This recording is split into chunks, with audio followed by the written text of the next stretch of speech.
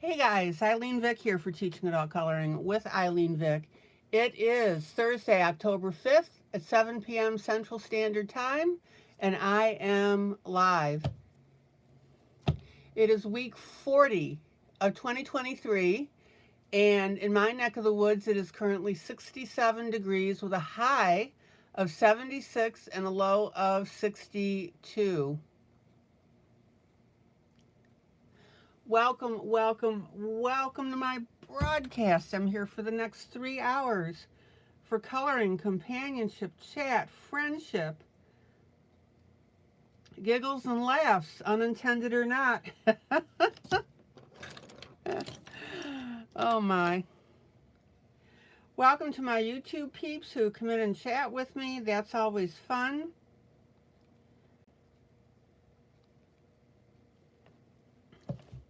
Welcome to my Facebook peeps who will see this broadcast when I download it to my group, Teaching Adult Coloring with ILene Vick. So glad everybody can make it. Happy Thursday, happy Thursday, happy Thursday, happy Thursday to one and all, says Maggie. Maggie likes to sing her way into the group. She always sings that song when she comes in. Hello, Maggie.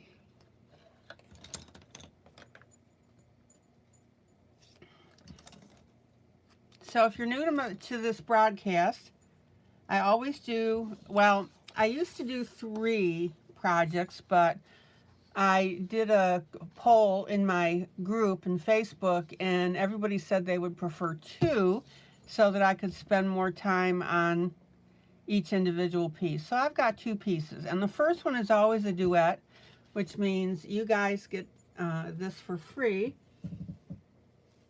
And I highly encourage you to pace me. You color it with me, but I highly encourage you to pace me because that way you can see how it's done, and it gives you that skill. So this piece is out of my book, Mostly Tall Ships Jubilee. This cover happened to be done by Muggy, isn't it? Muggy. Maggie. Sorry, Maggie. Isn't that a beautiful piece? So the book is 90% tall ships, but as you can see with the duet, every once in a while we've got a little smaller one here. Nicole, you're here for the duet. Excellent.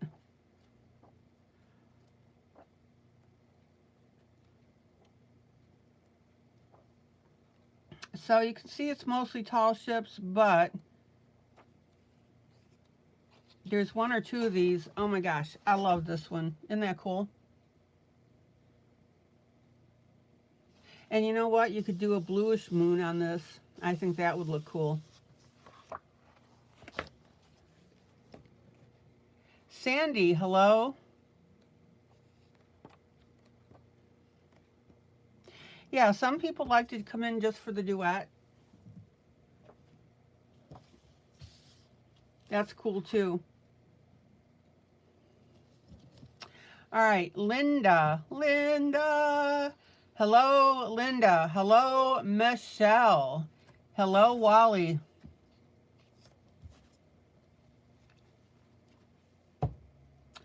Linda, I wanted to compliment you on this piece that you're doing. It looks great. I love it. So I'm working on this piece, and then I've got one from Hello Autumn by Demetra Victoria. I accidentally said this was one of my books yesterday. I just misspoke. So I said my book, and then I listed her as the author. It worked out.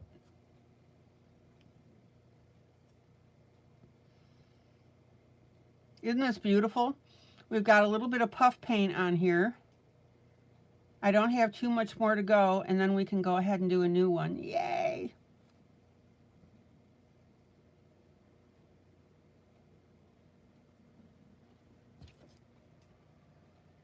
Okay, let's get coloring.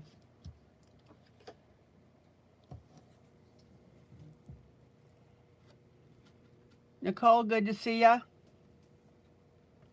And Linda, you know that I mean that when I say something. I don't just say it to say it. You guys know me better than that.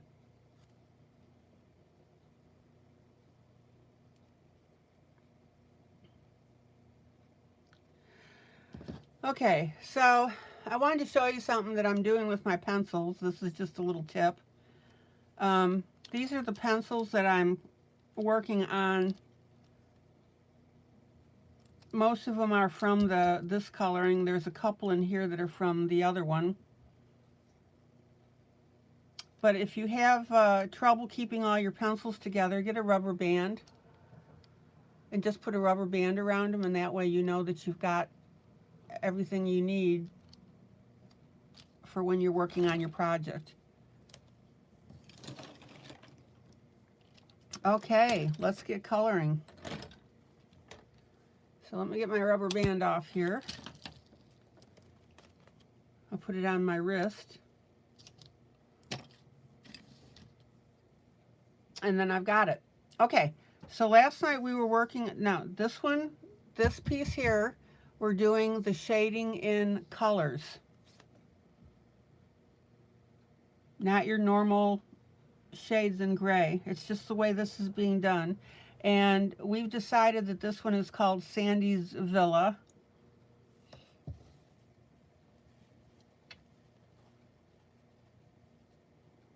Let's see. Which I think is a beautiful name for it. Let me get my scratch paper.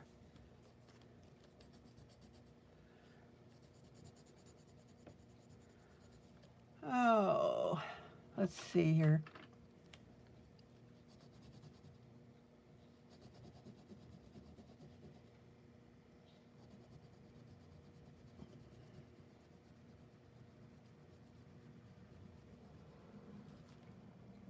Okay, so let me show you the color that I'm working on, or working with, or will be working with. We'll get there. Whatever it is, it's a 011. I don't know the brand. I don't call out brand because I've got like 11, 12 sets of pencils.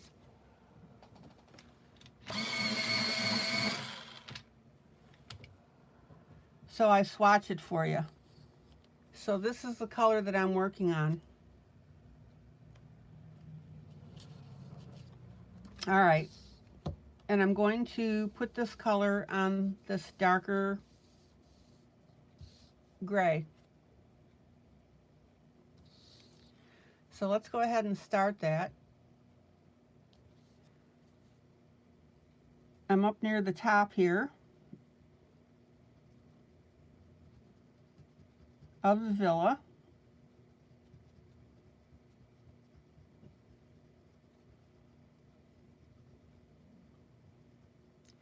Now, this is an artist-inspired piece, whoever did this piece. They did it with watercolor.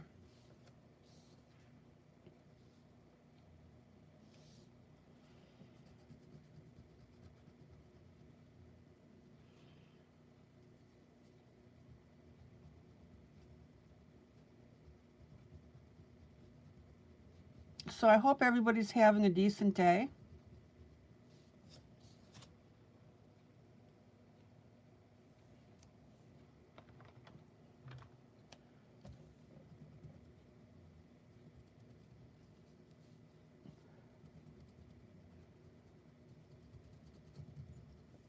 So guys, tell me about your day. Win, lose, or draw. I'm going to say draw for mine.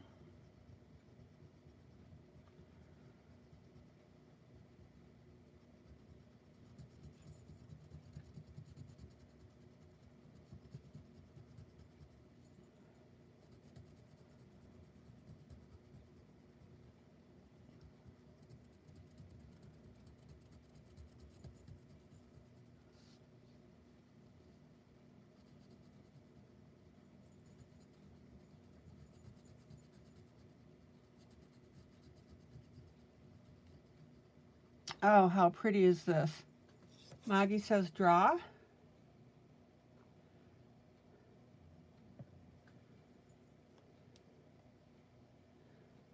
Maggie's daughter and her husband and her granddaughter are off to see the doctors.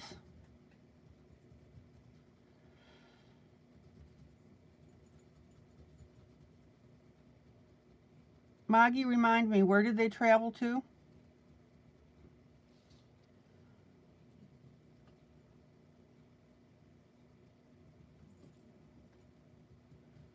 All right.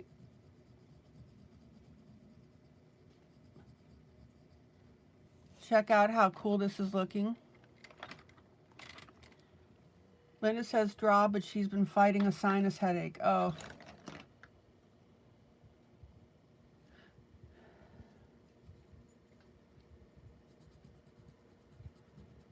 Wally, how about you? Win, lose, or draw?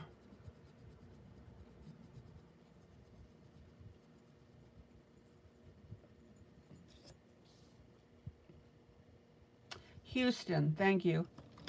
Oh, are they back already?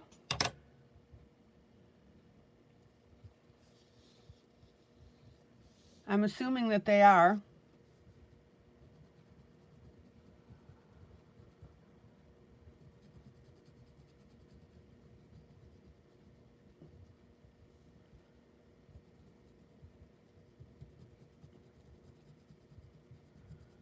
I knew they were traveling, but I didn't know that, what, it's just a one day?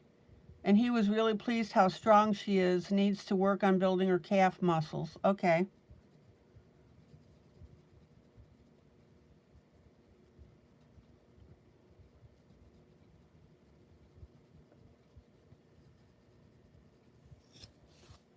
That is great news. And they got back in time last night for dinner. Do they fly or drive? Linda says, every day you wake up is a win, Wally says. I absolutely agree with that.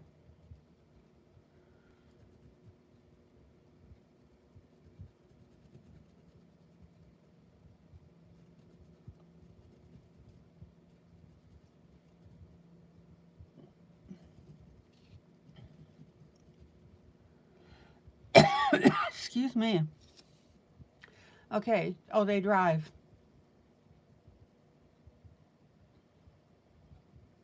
Michelle, how are you doing today? Okay, let me pull out so you can see this. Look how cool that's looking.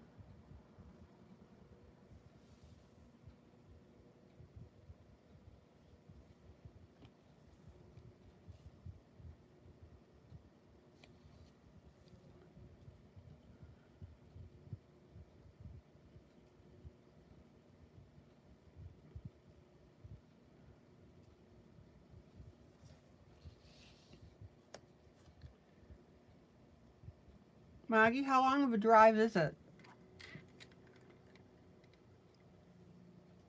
Michelle, how are you doing?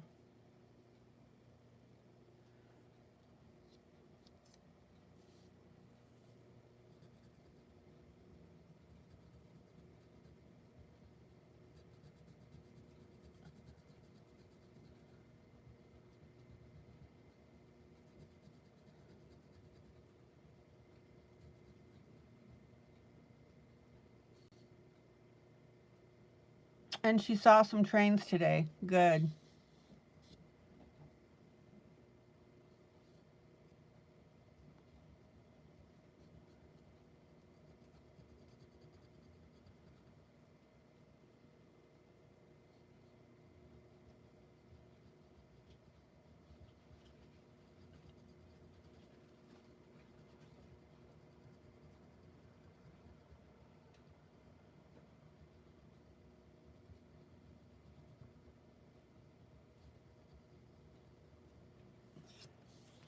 All right.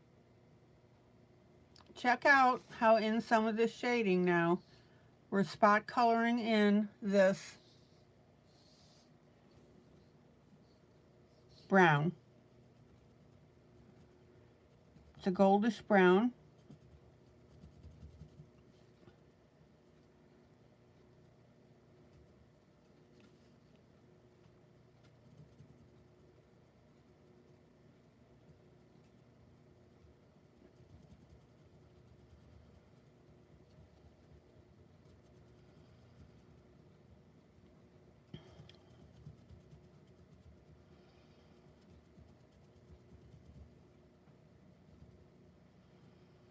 And again, this is one of those situations where we're using other colors than the normal gray shading.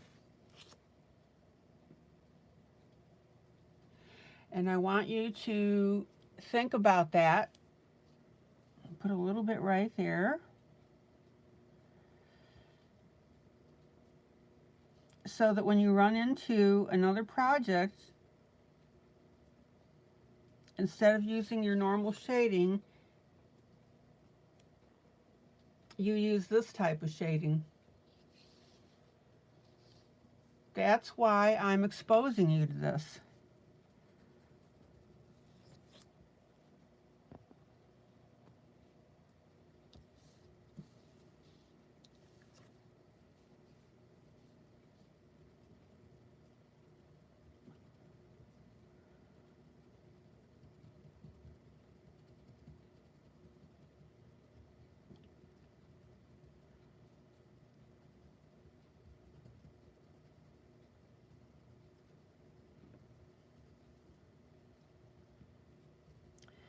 Now, I don't see you guys doing something like this very often.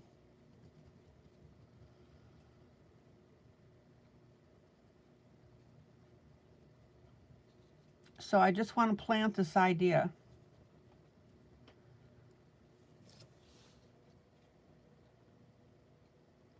Because I want you to see how pretty it looks.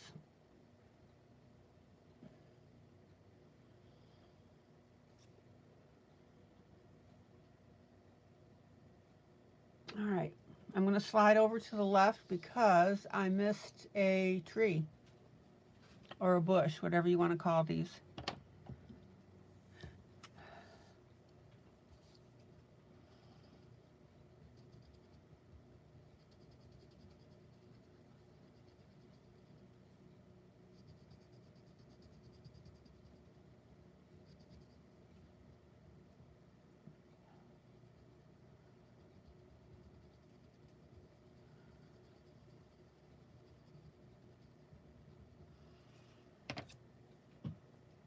Okay, a little bit of eraser here.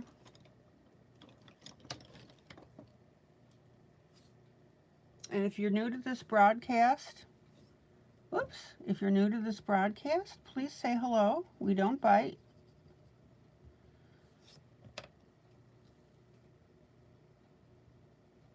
And we'll make sure that we get a copy of this to you. Okay. Michelle, oh well, so glad to see you. All right, so we're going to get a little bit of our black right here.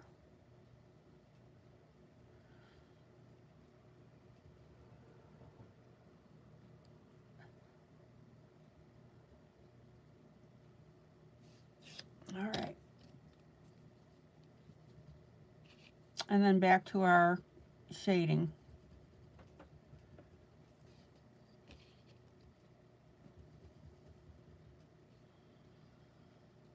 Now, if anybody needs to have me zoom in or zoom out, please speak up as well.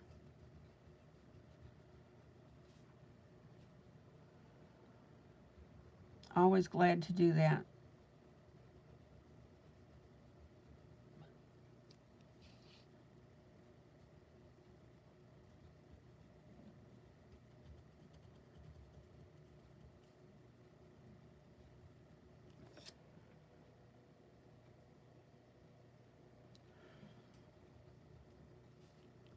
All right. I'm going to carry this tannish brown out to the edge.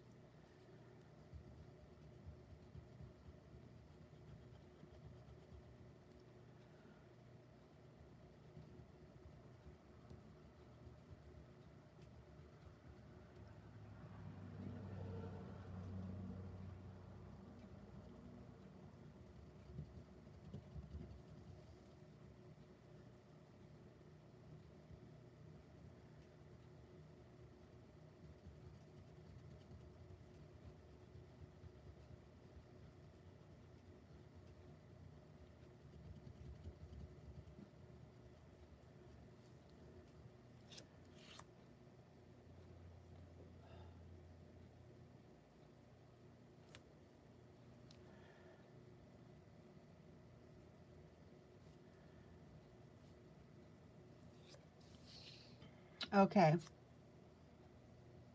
Now, this little puppy is reflecting on the pond.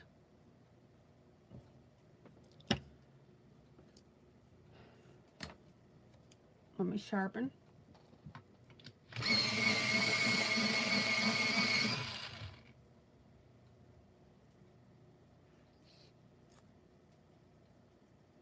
So now we need to pick up that building reflection in the water.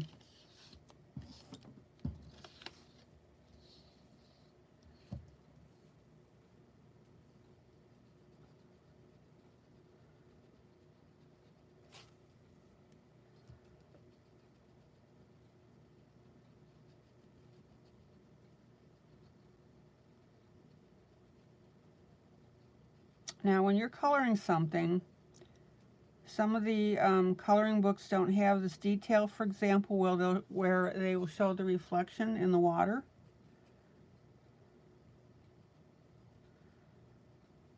That is going to be up to you to add it.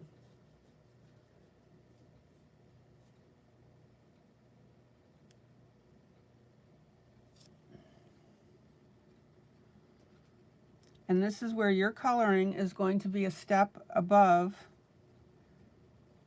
other people's colorings, because you think about things like that.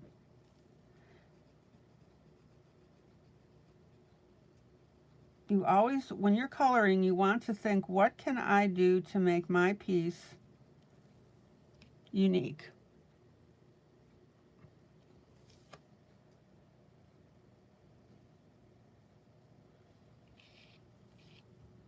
Okay.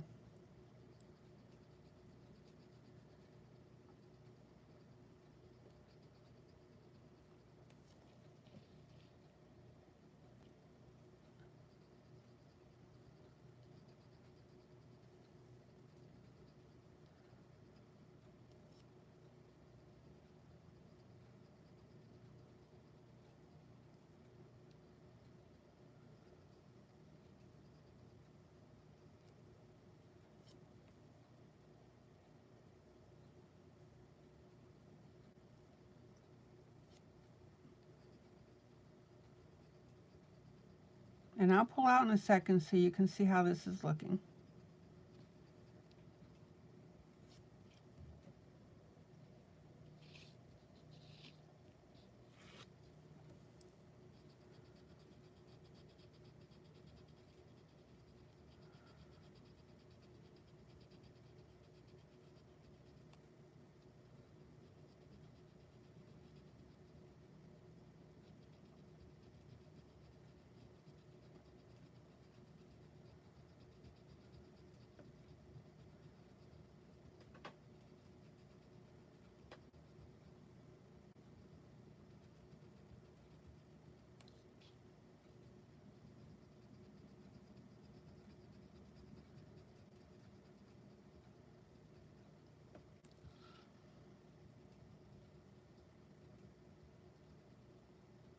Isn't that beautiful? Now let's go ahead and bring a little bit of tan out here. We're just going to put a couple spots out here.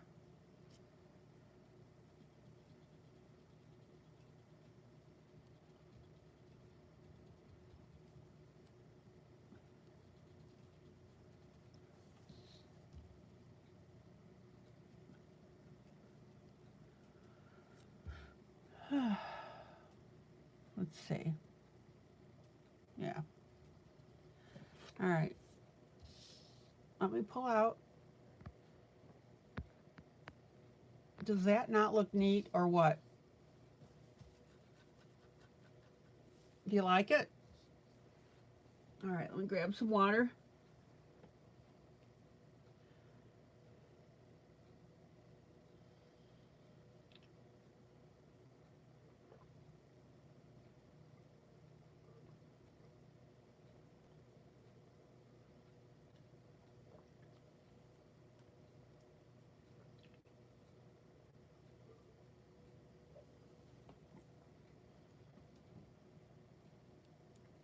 Okay.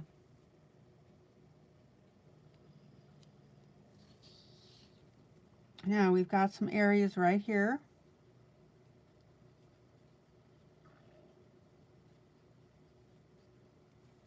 that we'll add a little bit of tan to.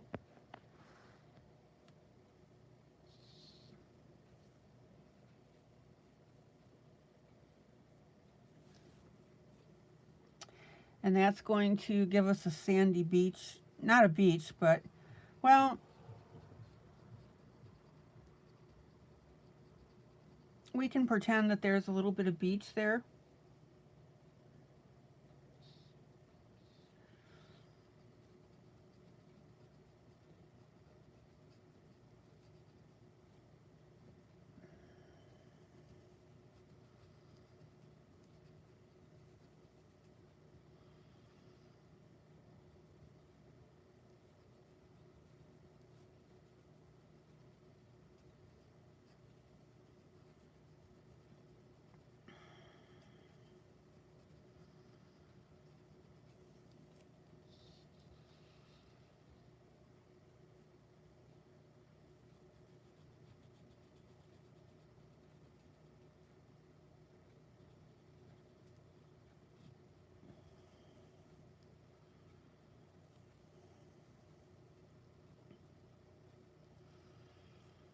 Okay.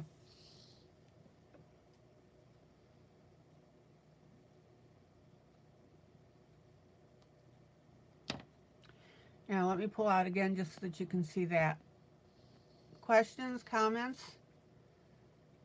Let me grab something here.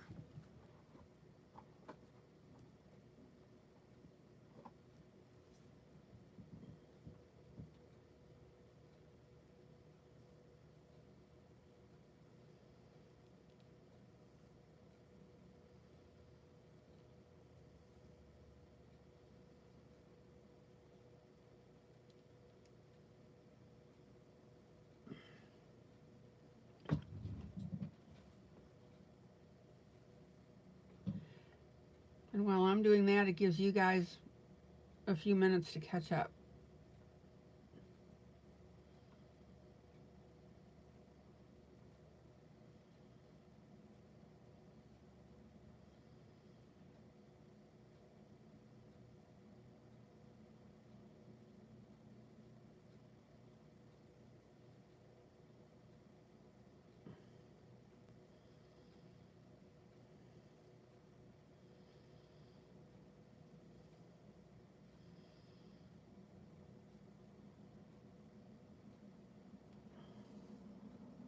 Okay.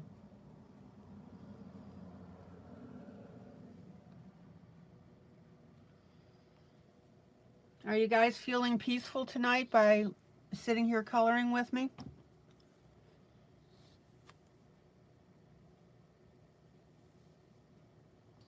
All right, let's go to the tower here.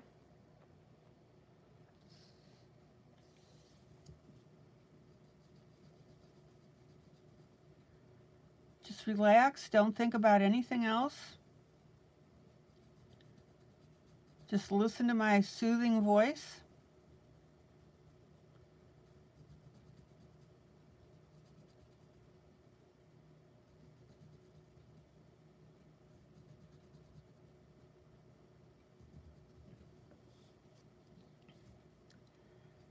All right.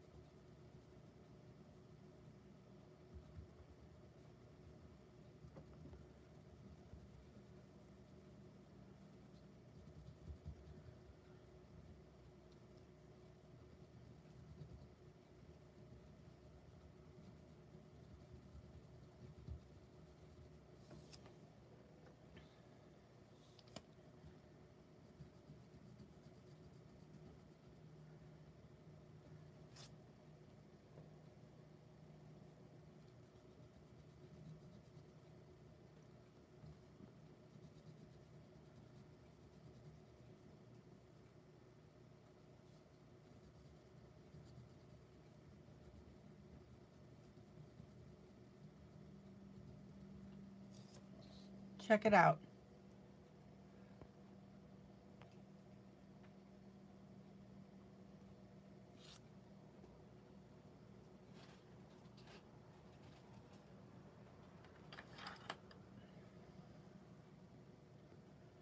All right, now I'm going to pull a Faber-Castell 103. And that's an ivory color.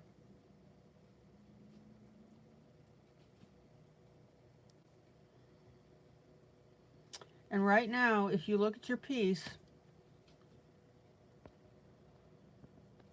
you'll see how that white is really blaring out at us, and we don't want that. We don't want that. It's not a peaceful scene.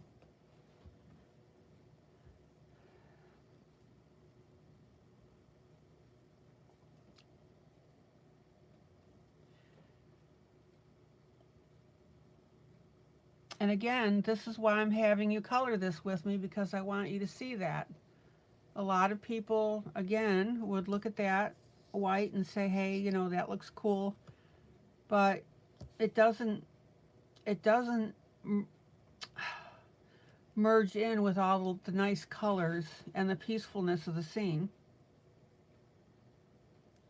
So now we're going to take this ivory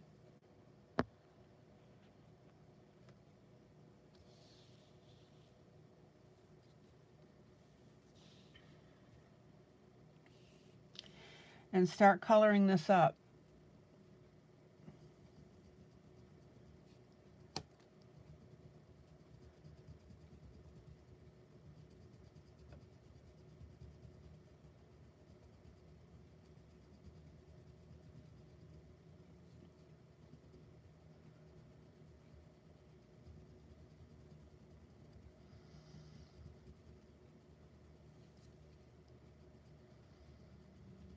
And when I see you guys posting your images, this is the type of thing I look for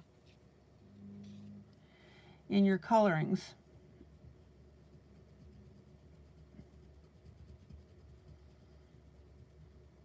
Now I want you to notice that I'm back blending this just a little bit. And what that's going to do is that's going to pull some of that light brown into my ivy, which is exactly what I want. Ivory, not IV.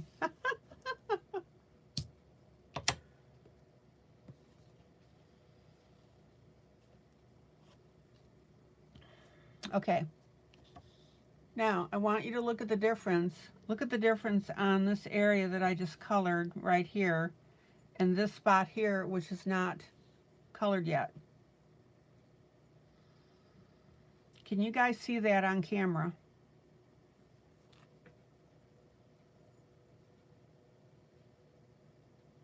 It's very subtle. See if we can get that in there. It's very subtle.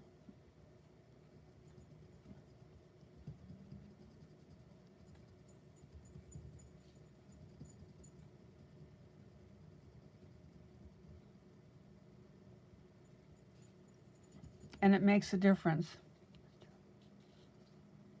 Now, again, this is why I'm having you and insisting that you pace me, because this is not only about coloring a page, but it's about interpreting an image.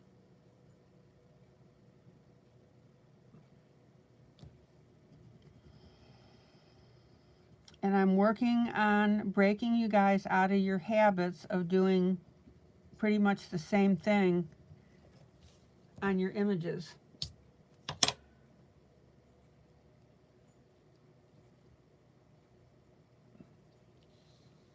All right, let's go up to that little stack here. We'll add our ivory up here.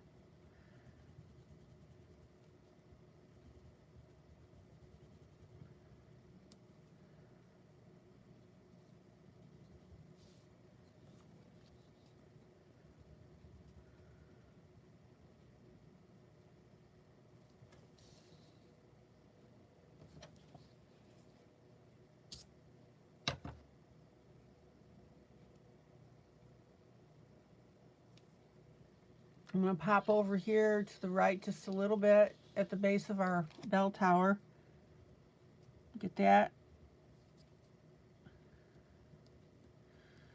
And again, I'm going to pull a little bit of that brown on top of the ivory.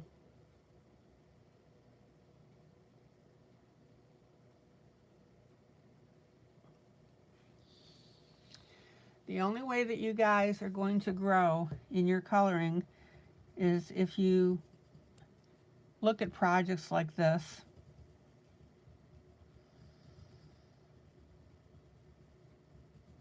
and look at the alternate ways to color them.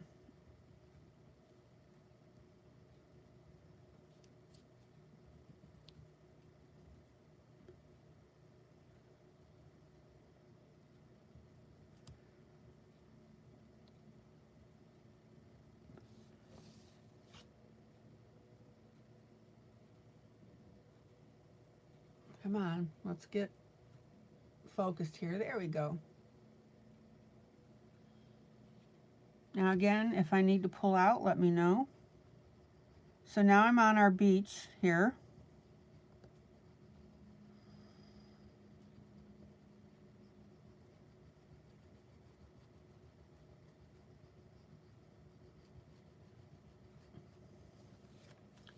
And I want you to notice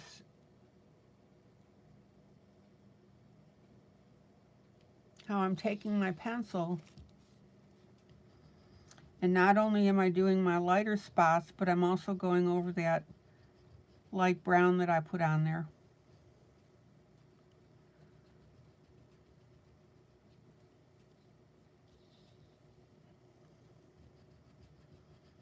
And don't forget to turn your pencil while you're doing this.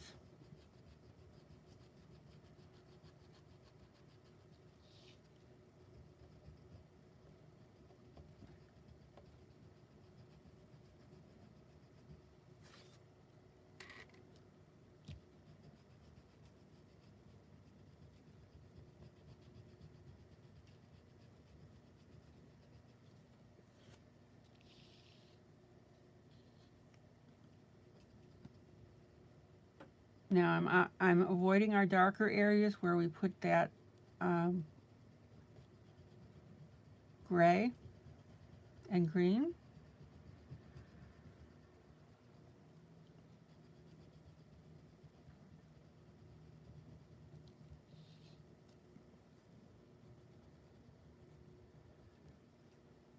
Oh man, look how peaceful this is. Isn't that cool?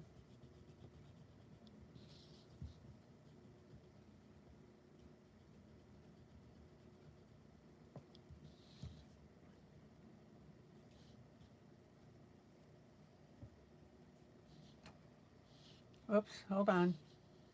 There we go. That's where I want to be. On the far right.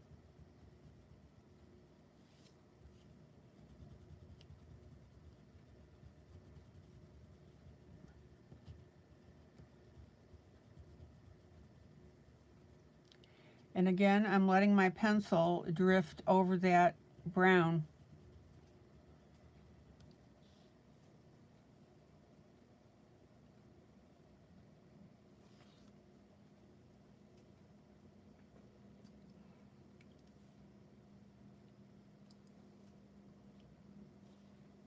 All right, let me pull out.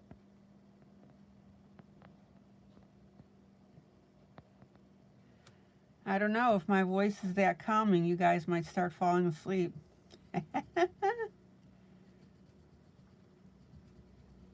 Okay, so on these light spots here on the water, we're going to do our ivory.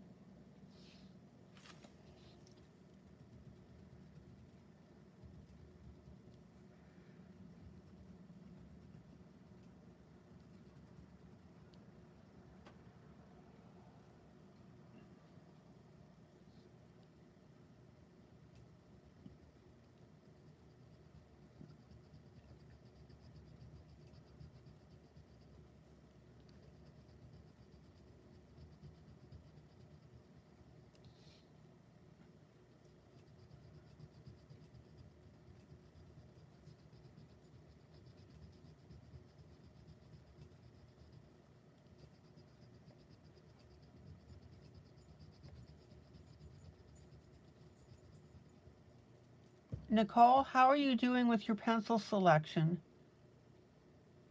I know that you have a very limited pencil selection.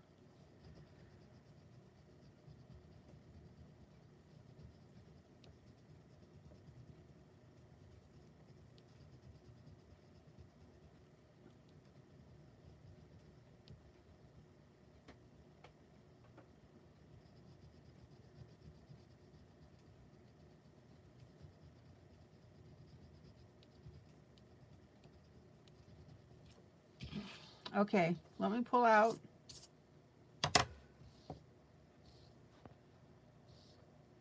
Look at the difference between the side of the house and the rest of the area around it where I worked with the ivory.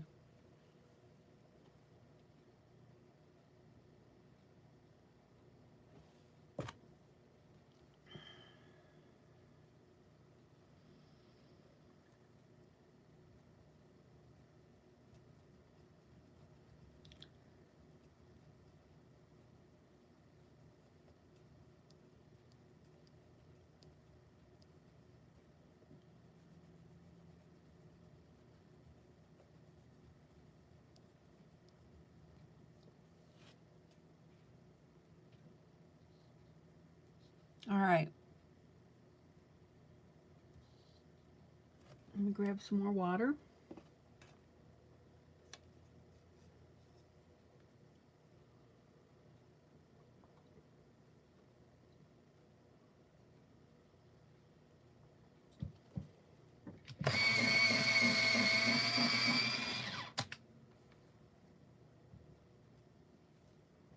You're doing good with the color selections. Excellent. Okay, now I'm going to pop up to the top here a second, and the reason I'm doing that is I just sharpened my pencil.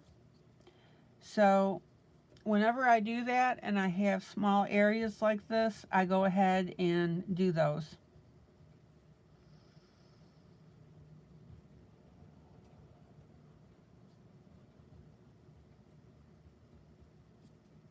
And that's a good habit to get into. Oh, let's see.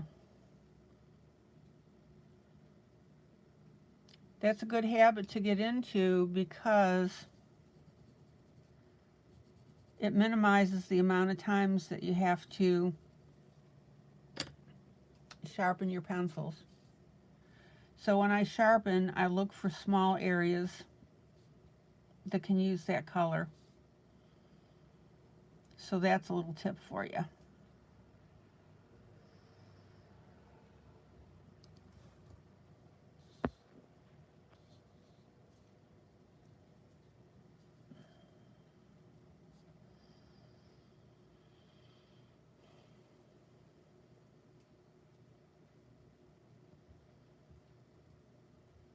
Okay.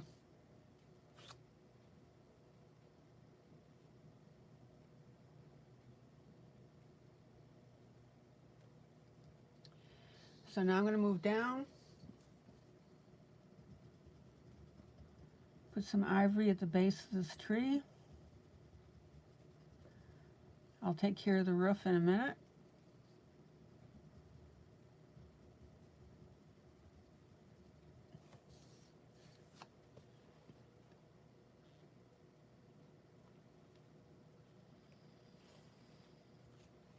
Now, by the way, when I go to do my Hello Autumn, okay, a little bit of ivory here. I may finish out earlier than the hour and a half, so I will come back to this.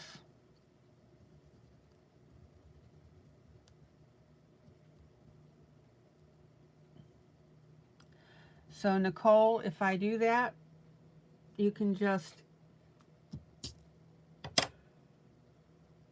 fire up the replay.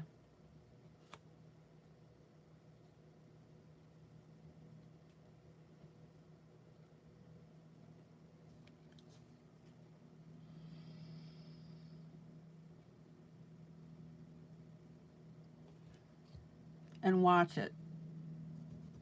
Okay, so let's go ahead and do the side of this house. And again, I want you to see the difference now between the ivory over here and this big white area.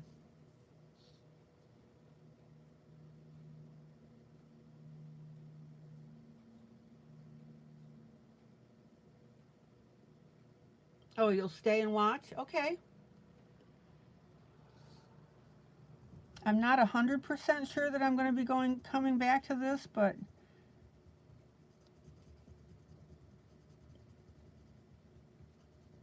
we'll see.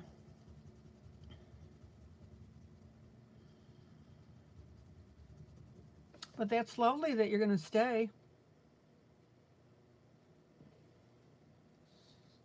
Are you guys getting as excited about this piece as I am? I think it's gorgeous.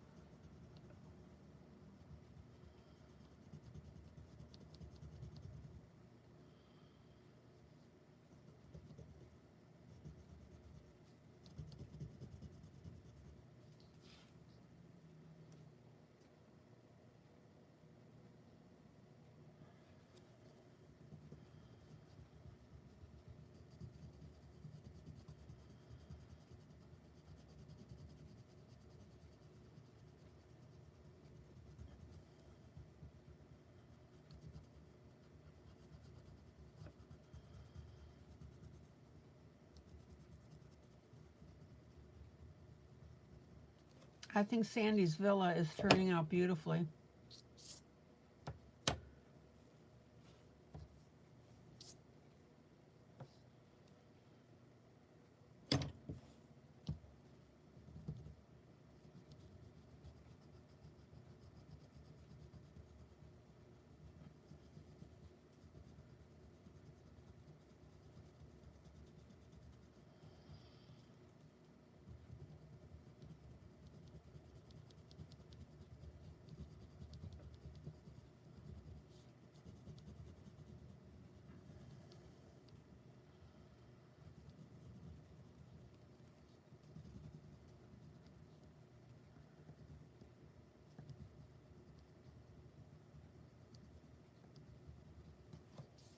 Now, looking at this, let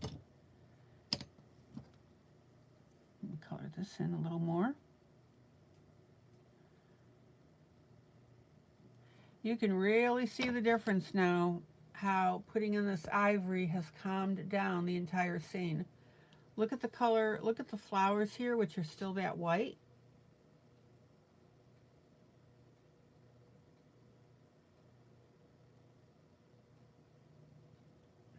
From the original page.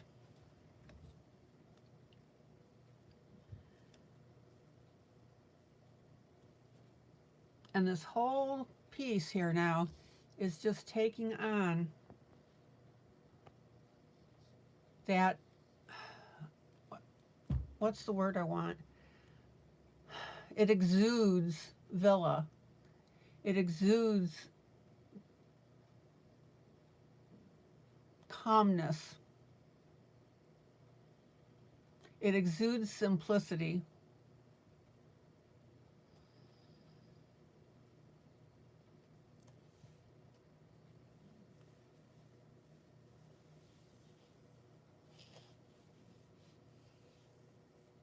All the colors here that I've used tonight are toned down. muted would be a good word. Okay. Now I'm going to pop over to my clouds a minute, and I'm going to put the ivory in a couple of these areas.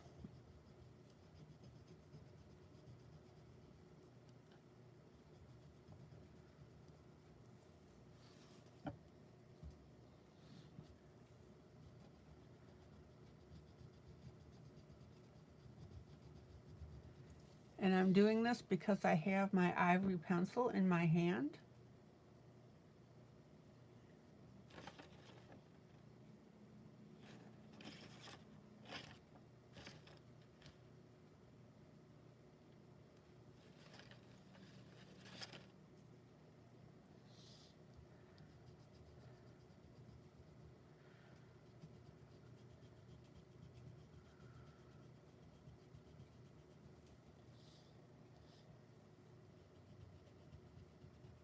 You can see that I'm coloring around my lighter areas.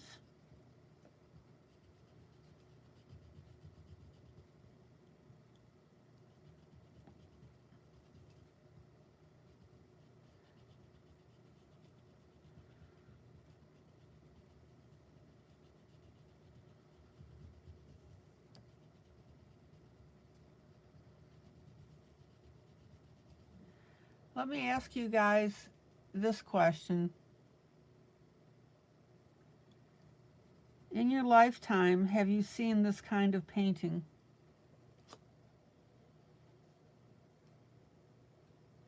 In other words, does this remind you of anything?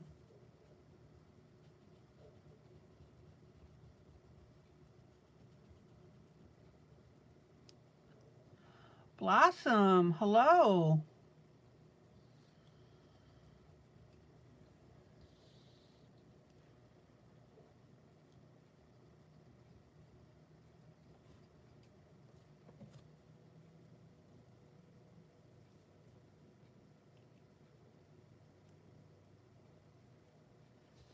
Okay, so I'm going to come over here, and I'm going to put this ivory just a little bit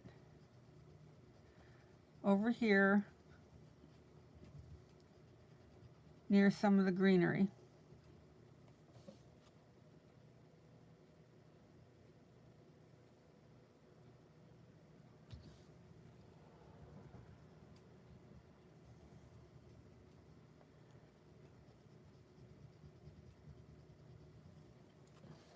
Okay.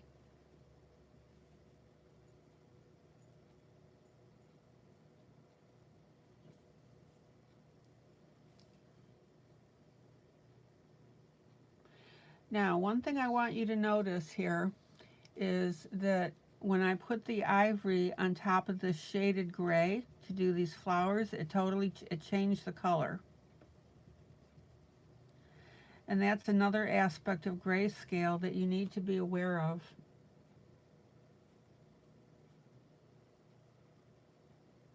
Is that putting ivory on shaded gray and putting it on white is going to change the color.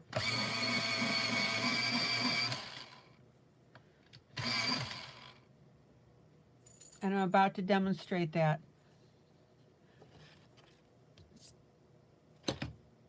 So now I'm going to take my ivory and I'm going to put it on this white sail.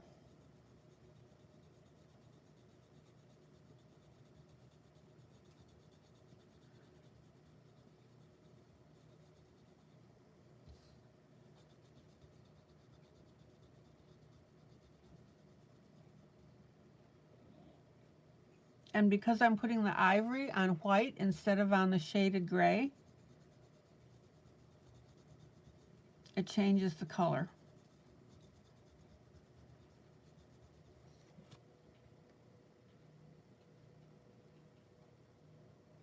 Now, I know that sounds obvious, but until you actually pick up a pencil and do it,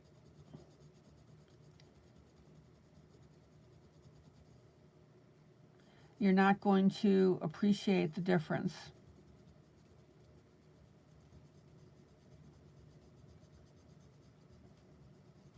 And that should also tell you that when you're coloring with your pencils,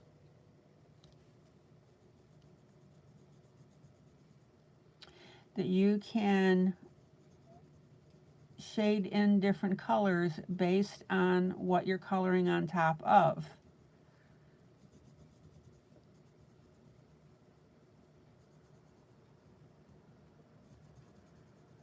So same pencil, different application.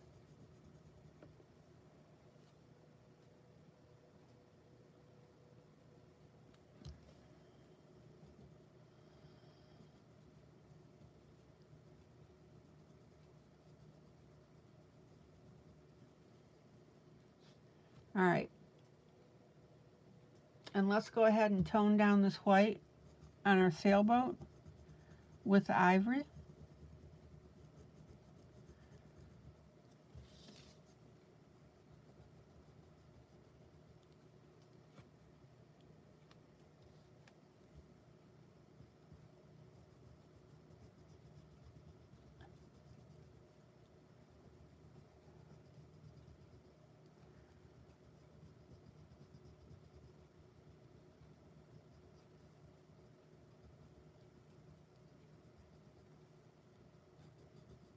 Don't forget to turn your pencil to keep that point out of your sharpener.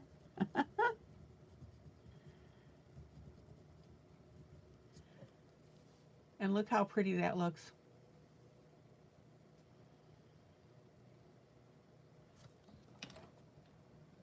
And then we've got a reflection in the water.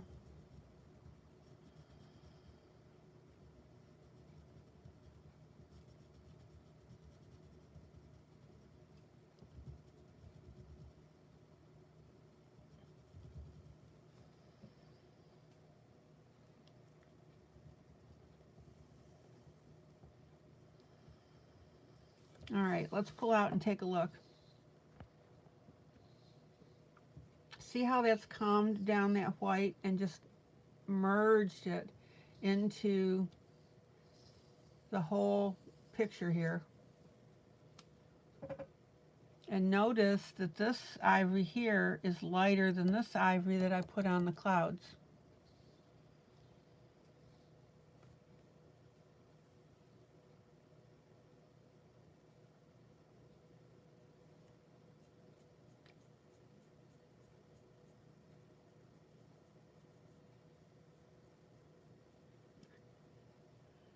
Okay.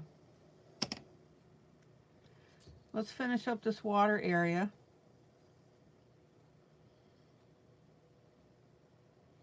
Then we'll get on the roofs here. And then we can move to the right. Blossom, how have you been? All right.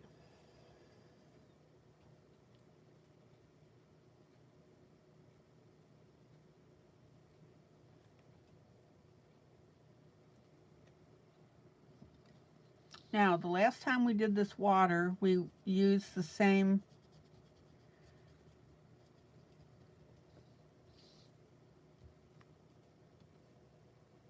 pencil, this aqua green that we used on the side of the house.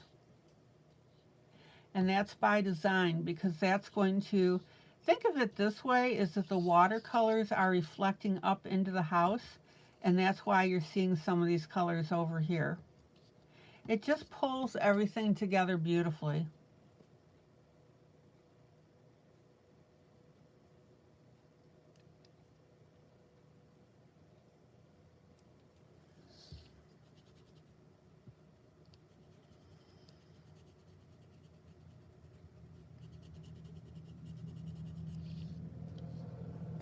So now I'm going to get a darker blue.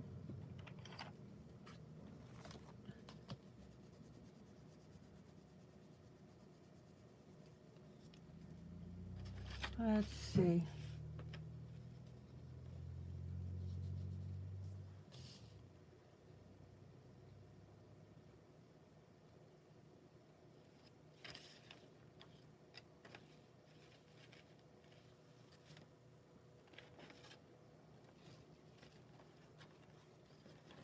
I'll swatch this for you in a second.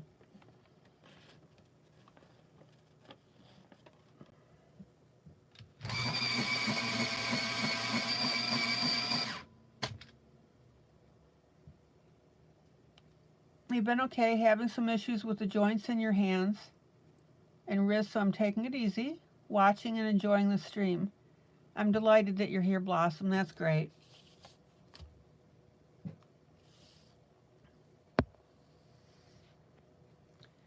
Okay, this is the blue. Blossom, I would encourage you that even if you can't color, just come in for the company and the pretty pictures.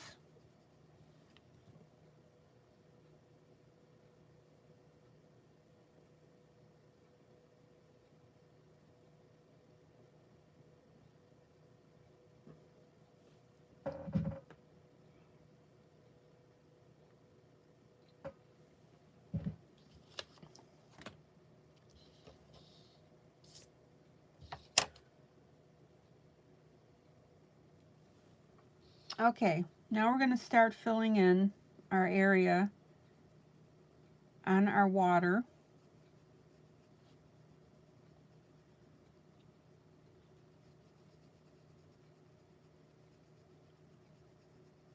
That we left open.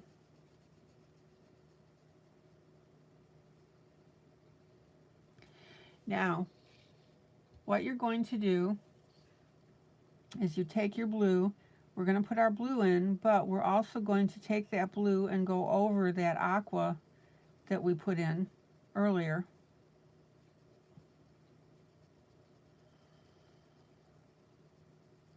Now we leave the brown alone.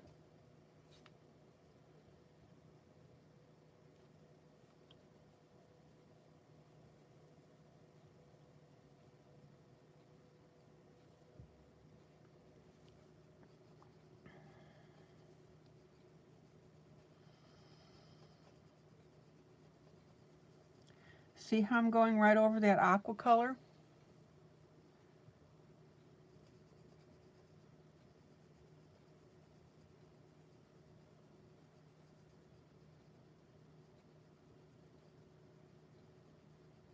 And what we're doing is creating a completely unique color from the building into the water. Blossom, I'm glad you like the colors. They are pretty, aren't they?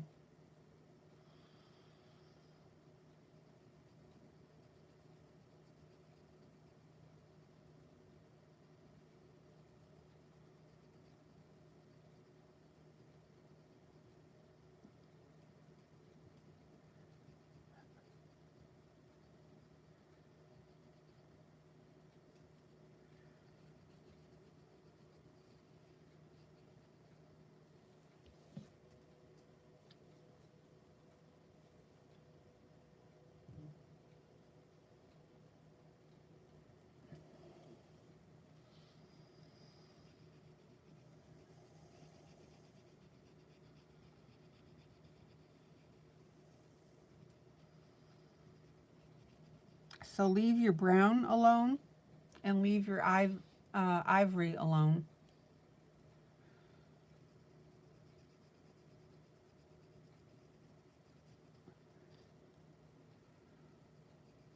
Here's an aqua area that I'm going over with my blue.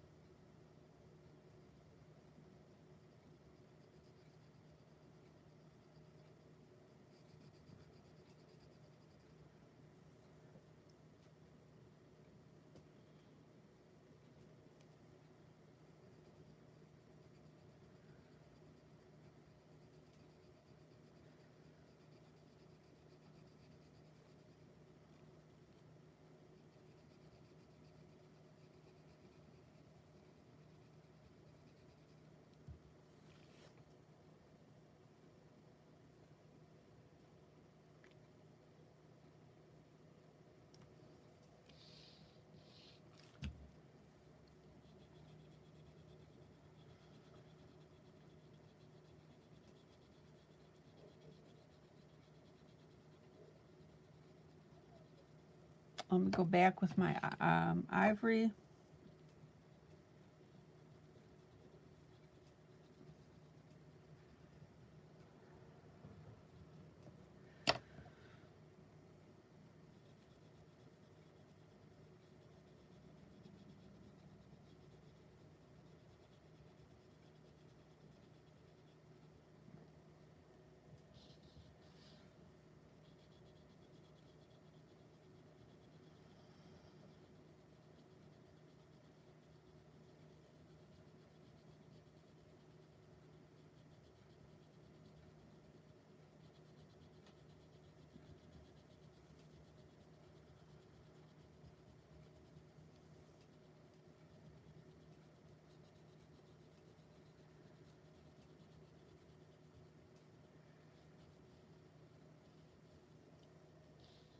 And check out how that blue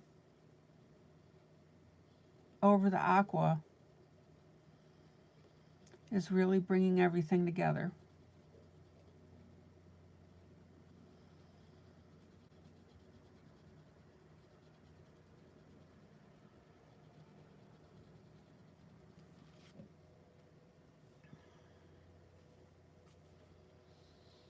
Okay, now we have our big area right here. Now, we've got our spots of blue here, so we'll go ahead and do that just a little darker.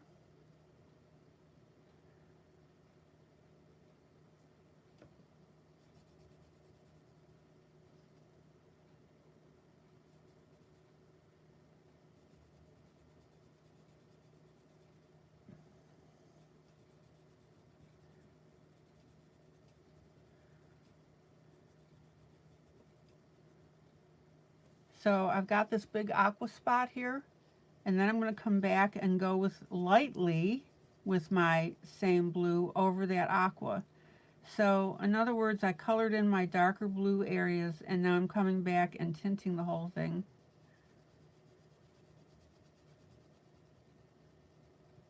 To blend it all together.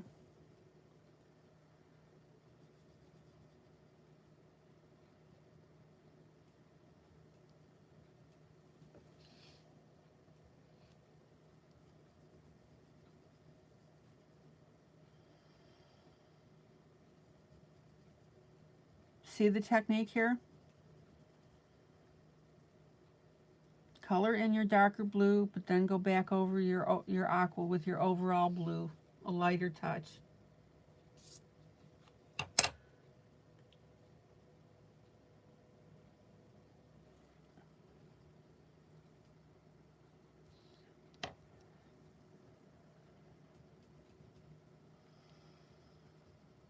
A little bit of my ivory here.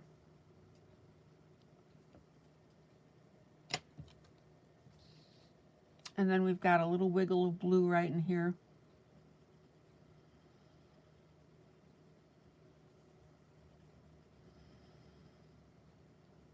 I gotta quit talking like this. I'm relaxing myself.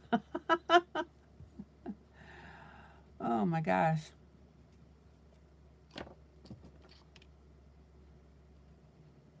Now I'm going to come back with my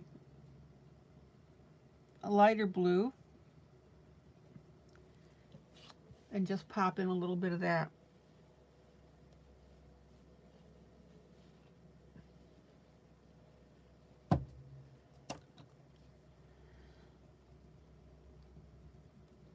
Okay. And then down in our corner here, we've got our blue, our darker blue.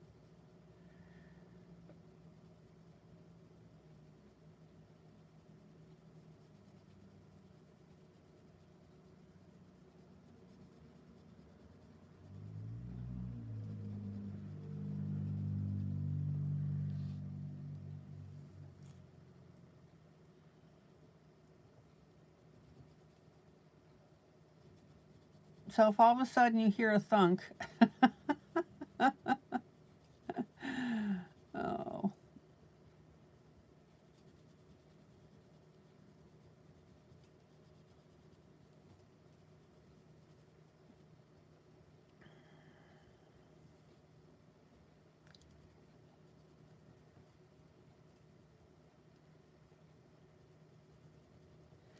All right, let's pull out. Let's pull out.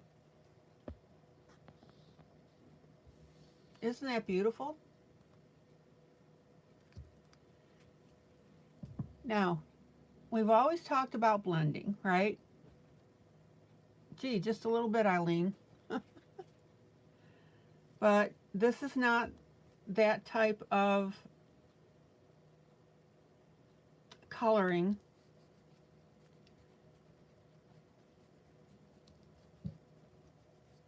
Because again, the original is a watercolor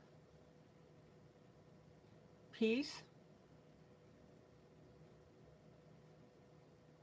And it's very hard to, you can't really blend the paints. So you have to do your splotches like we did here.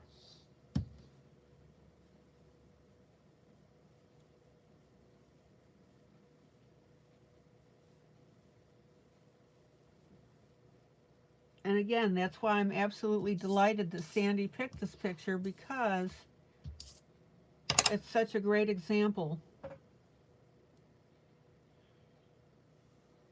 All right, grab more water here.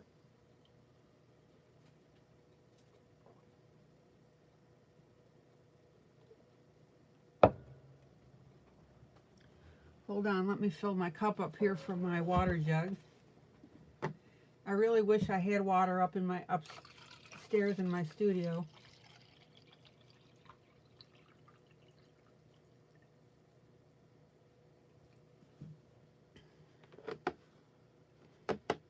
Sandy, how's your piece going? Oh yeah, this would be a great place to vacation.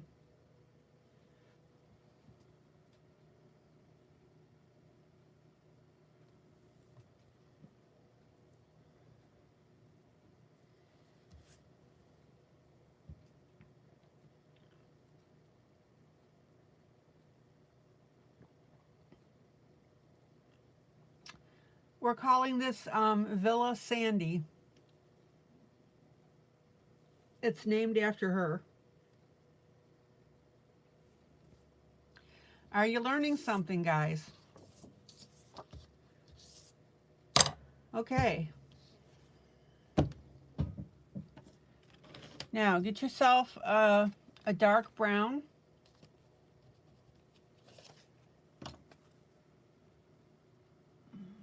Let me find a good one here.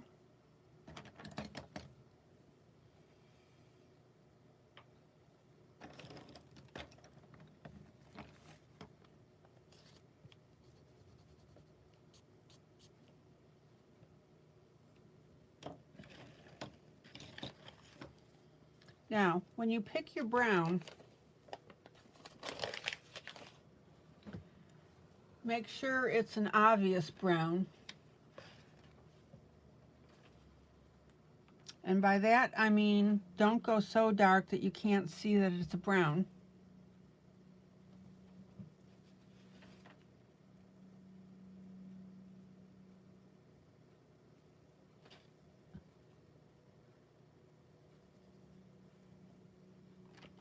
And I'll show you what I mean when I find it. Let's see.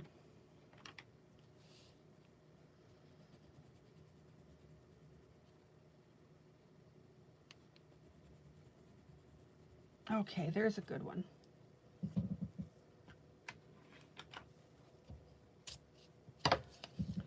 Guys, give me a second. I need to put my air conditioning on.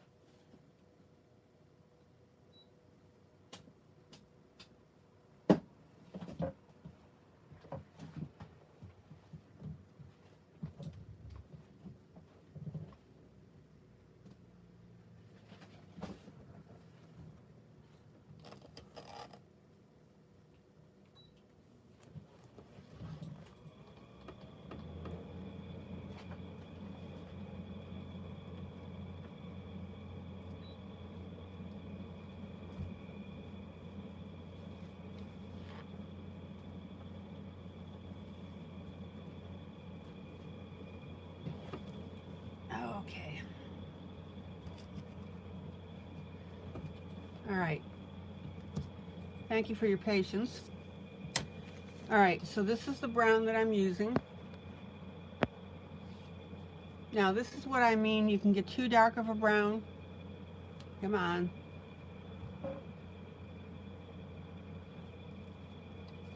There we go. You can get too dark of a brown and too light of a brown.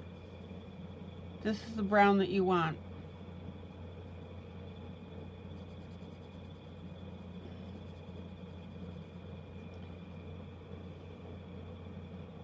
And keep in mind that when you go to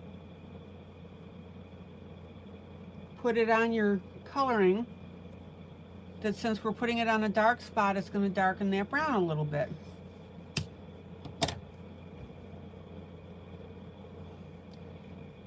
If you don't keep that in mind,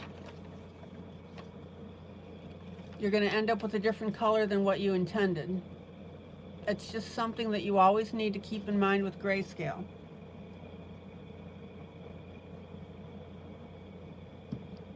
Let me see something here.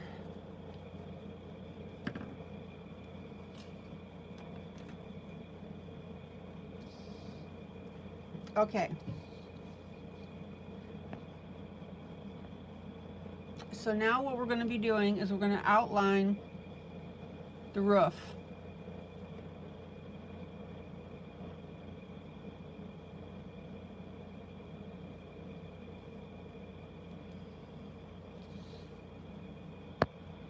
Oh, that cool air feels good.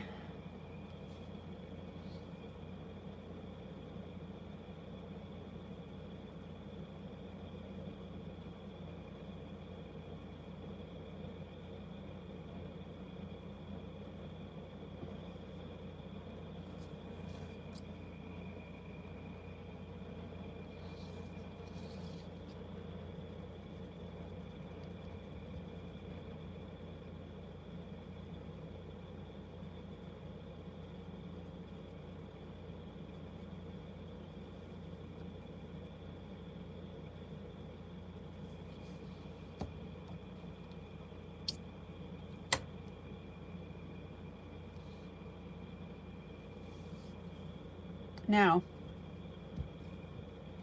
another little trick here to make sure that our brown shows up is on these areas here where the roof is lighter. I mean, I still have to color it, but we color our dark line, but I'm going to bring that brown in just a little bit. See how I'm doing that?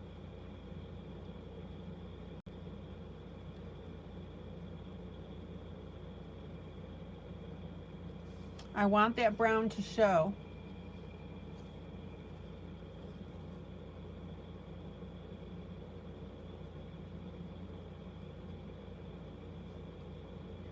Everybody clear what I'm saying?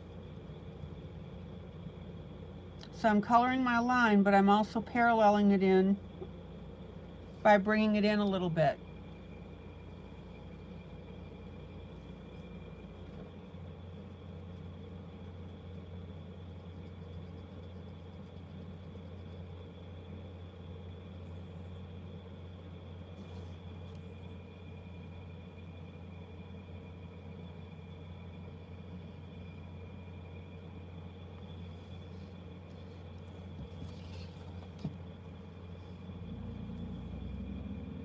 So I'm coloring the line itself, and then I'm bringing it in a little.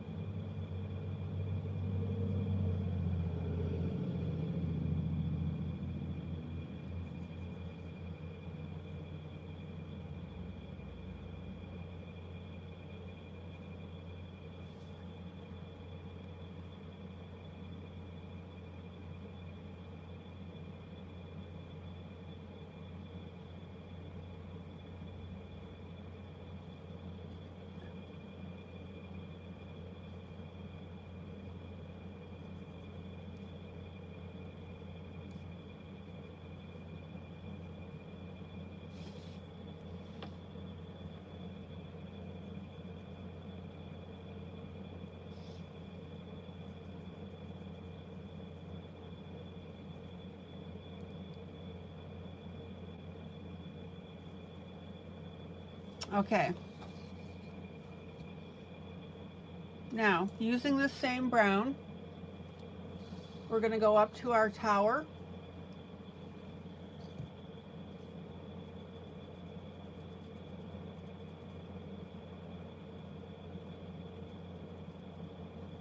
And color that area, this outline.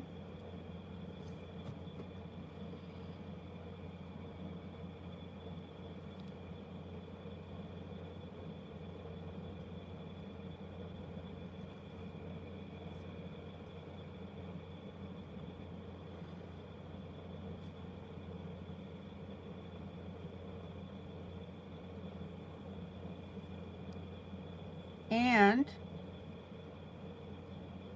our area around our little curvy part. Nicole, what do you need to see?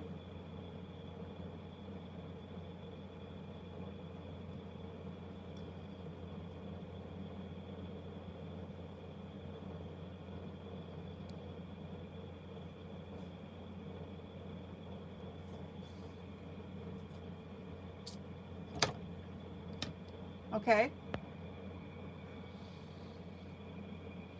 We can do that.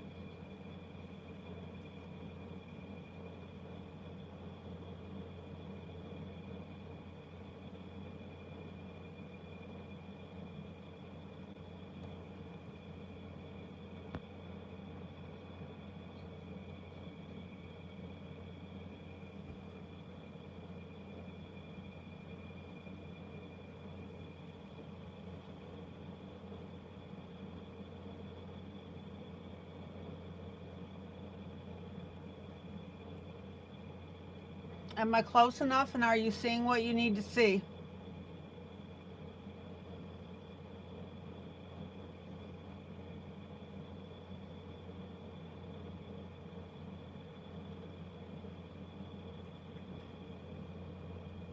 Okay.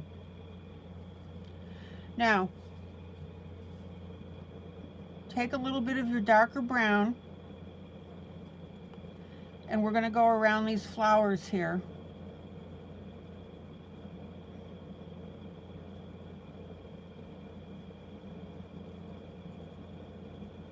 So the same brown that I used on the roof, I'm going to use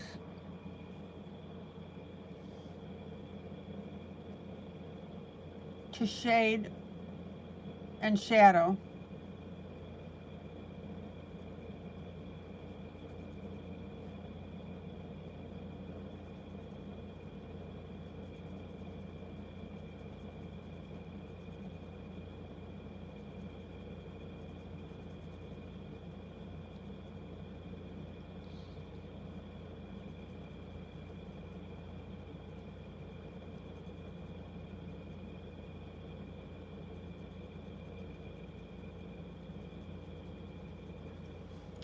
And I want you to keep in mind that everything up to this point has been all about adding our base color. I haven't put in the detail yet. This is the start of the detail.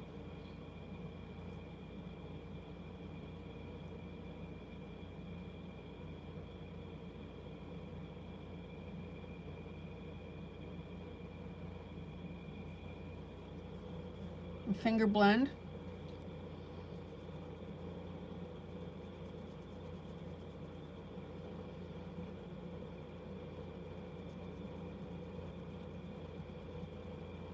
Notice how I'm working around the outside of our openings here.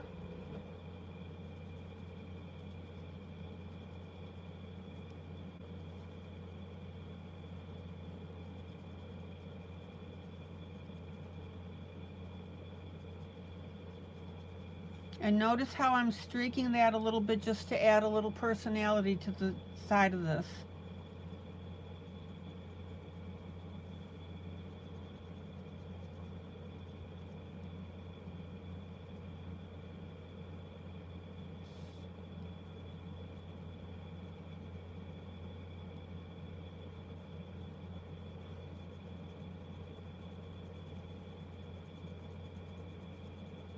See how I'm streaking that?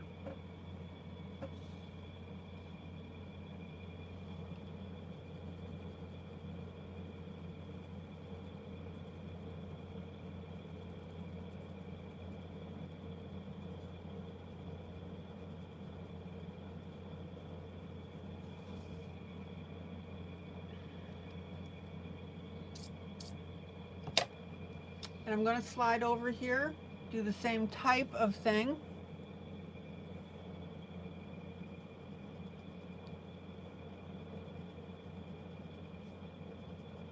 Notice I'm not filling in all the way with the color. I'm just streaking that in to give it a personality.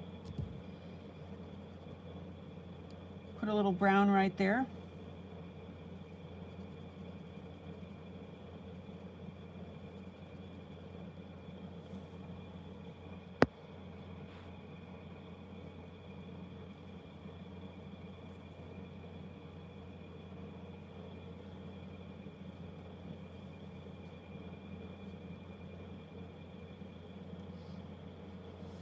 And this is all about, what do I always tell you? That you want to have your different shades of color on an area that you're coloring.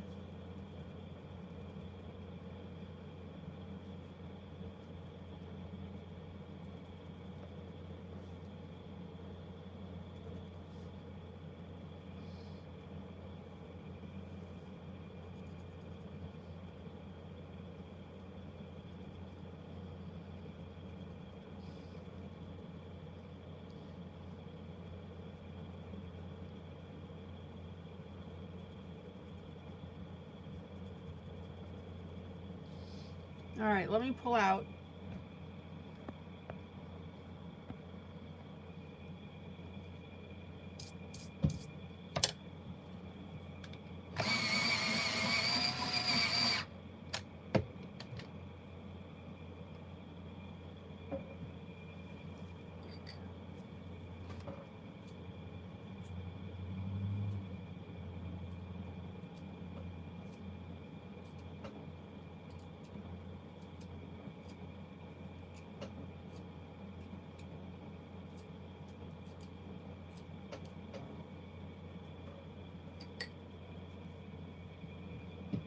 Now I'm going to do one last little thing on this, and then we're going to go to our other coloring.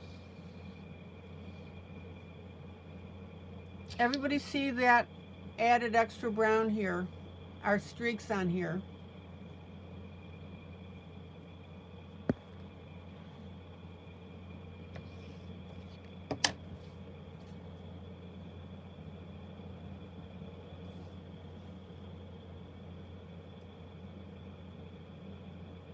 Remember, this is a weathered villa.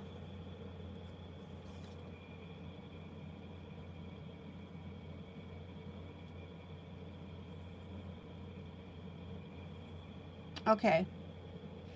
And then one last area where I'm going to add my dark brown is along the beach.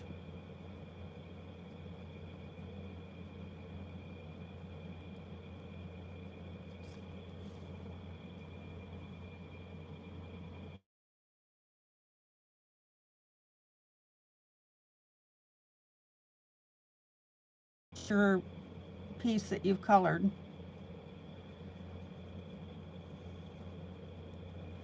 And if you want to color like everybody else, that's fine. That's up to you.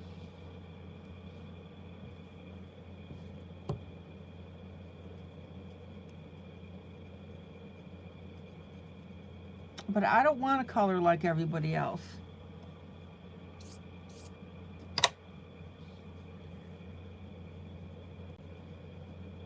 I want my pieces to look interesting. And when somebody looks at your piece and they see these little details that you're putting on here, it's a nice little discovery for them.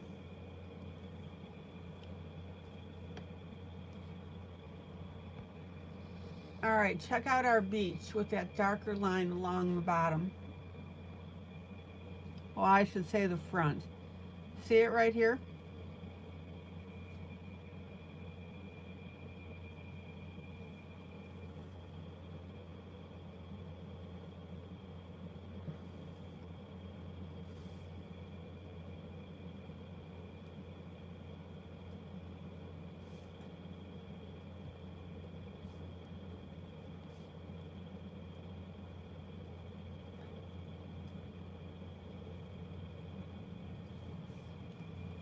Check it out.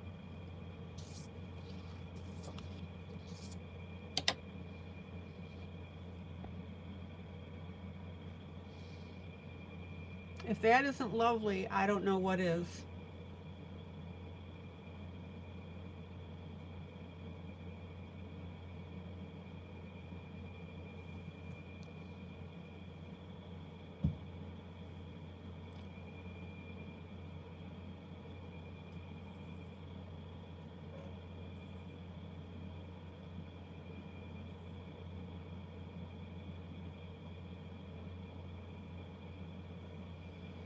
And check out now how this whole piece is coming together. Again, it's a different kind of coloring. We're not blending in the conventional sense.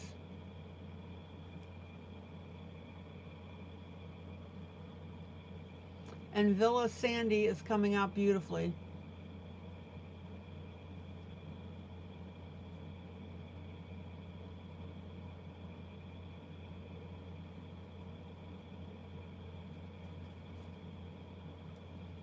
Okay, a little more water, then I'll switch over.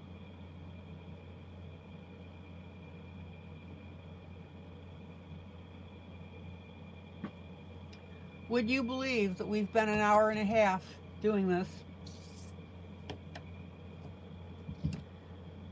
I don't know about you, but for me the time just absolutely flew.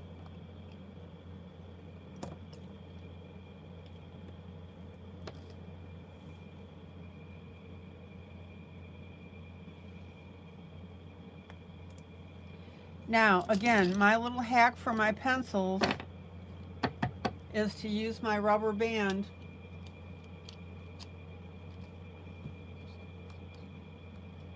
and I'm just going to keep them together that way.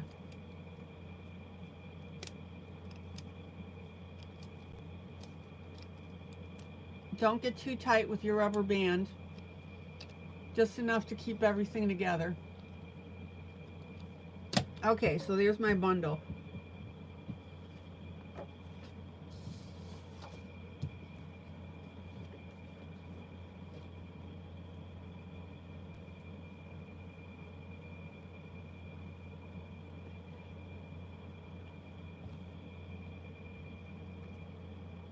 Yeah,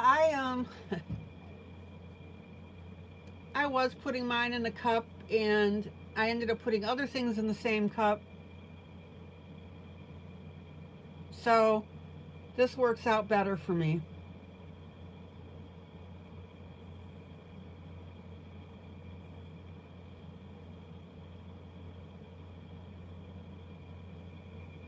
Okay.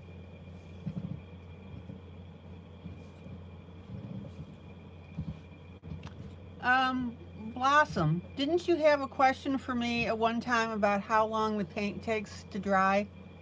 I think that was you that asked me. Let me know. This puff paint that we put on here.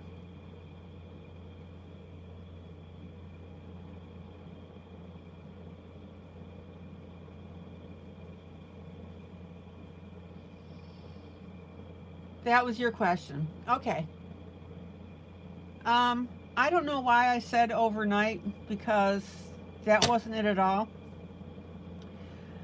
This stuff dries, I would say, in about an hour.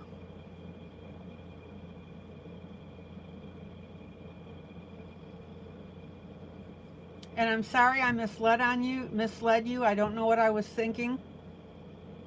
It's not an overnight thing, it's about an hour. 2 to be really safe. So, my apologies for that information.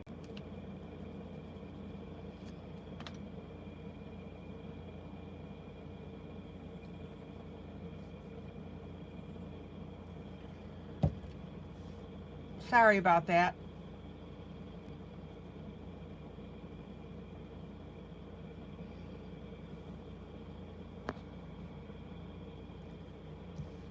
Okay, so I'm going to take a little bit of gray .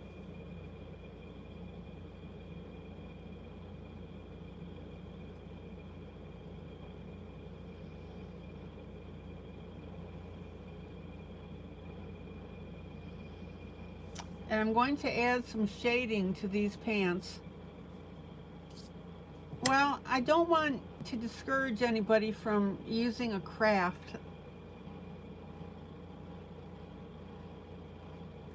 And we've been having so much fun with this puff paint, so I felt badly that I had misled everybody.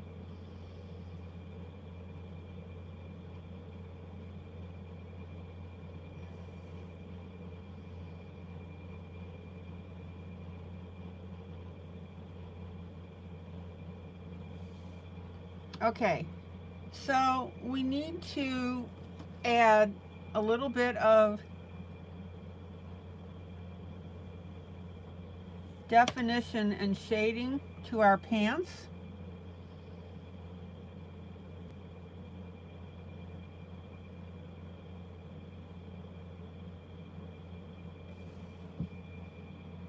And that way it's going to look like that they'll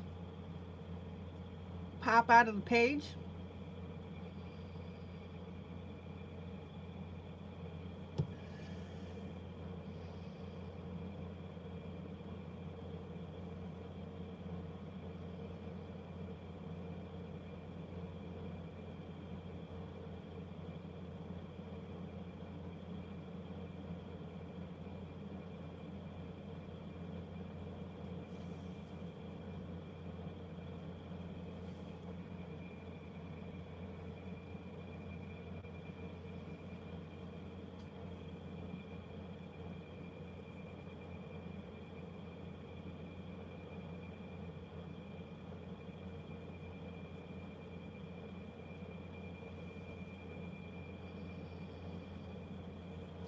Hey Blossom, even if you don't color,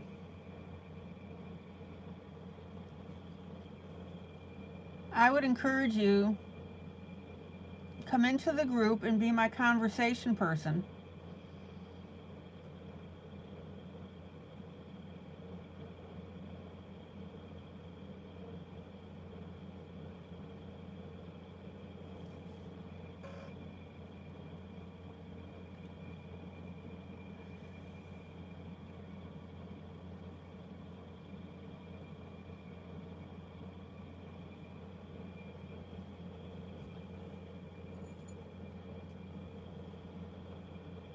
Blossom's gonna go get her tea.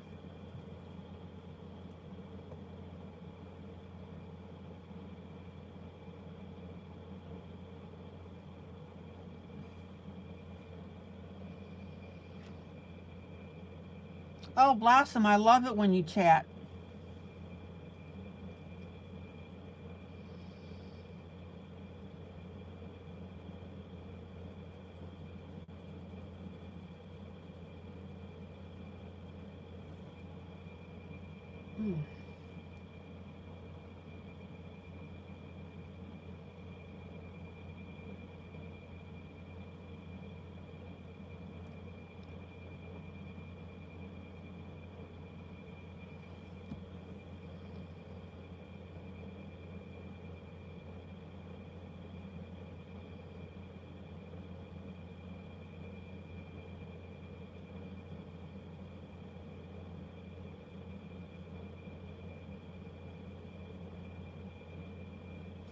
It's a nice little service that you're doing for the group when everybody's coloring.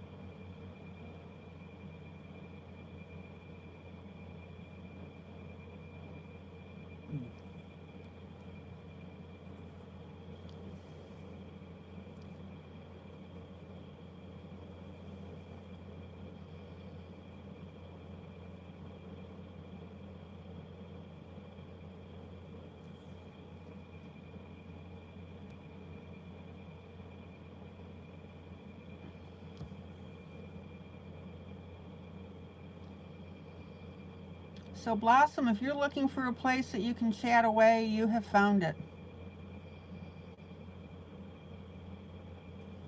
And we benefit. Oh, you got tortilla chips. Yeah, that happens when we talk about food. Oh, guys, get them at Sam's. Blossom, are you a Sam's member? Okay, so check out how I'm adding this shading.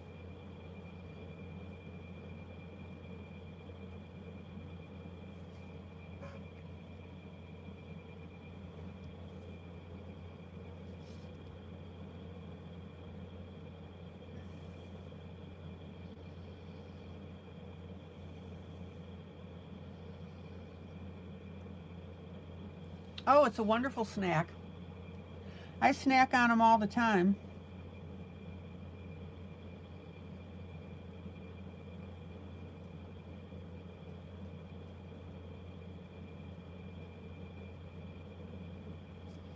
It actually helps me,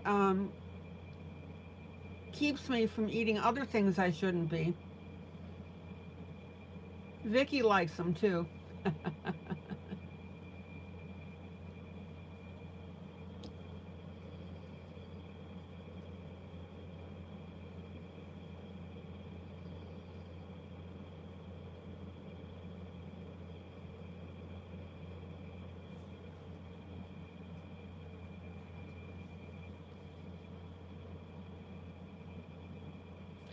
Now, I want you to notice that I'm putting a little bit of shadow on these.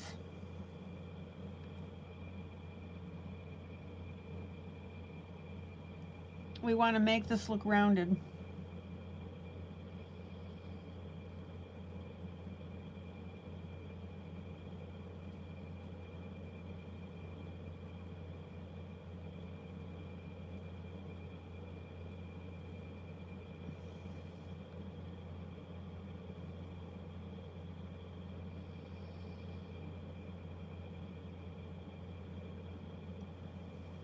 And I'm darkening my line around the outside.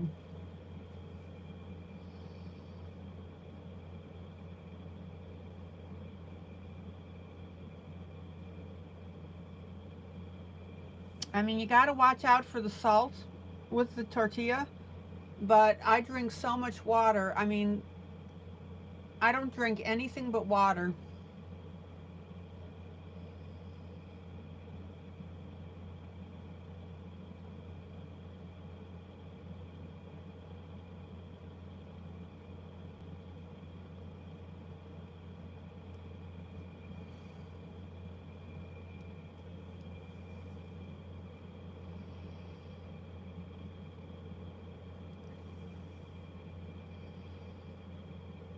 Okay, check out this darkened outline here.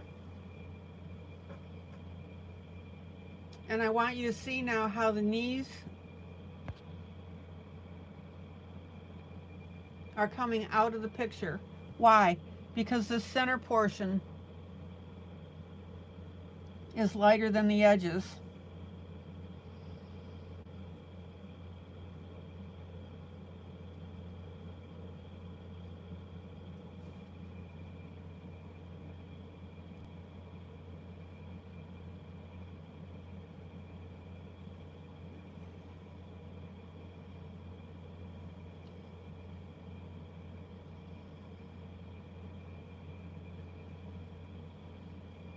Okay.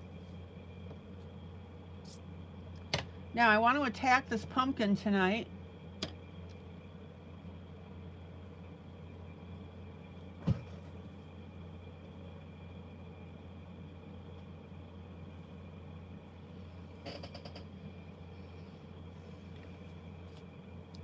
And I'm going to use a very bold orange.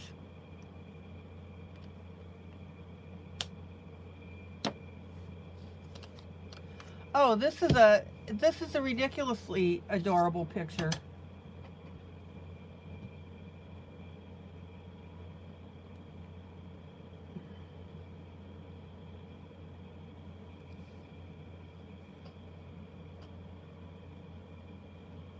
Everybody see how dimensional now the legs look.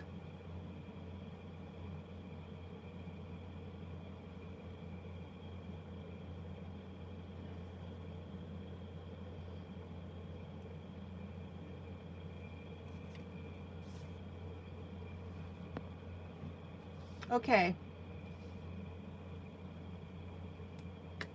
Alcohol marker, deep orange.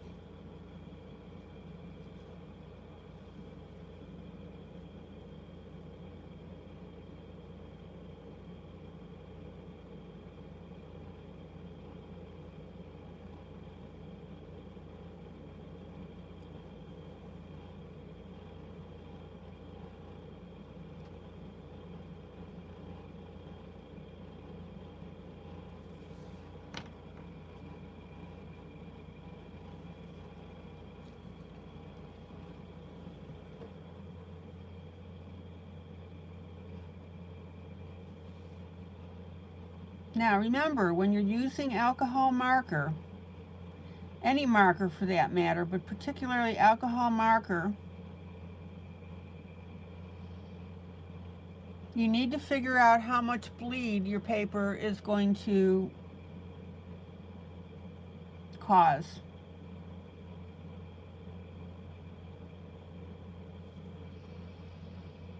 And that will tell you how close to the edge you can go with your marker. If your paper does not bleed your marker, which this is not, I can go right up to the edge. But I've had some papers that just bleeds it.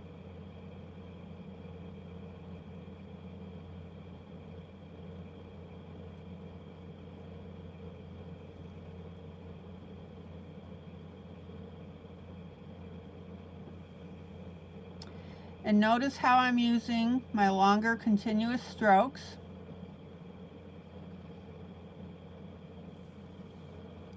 So that we get a nice, even filling in of the spaces.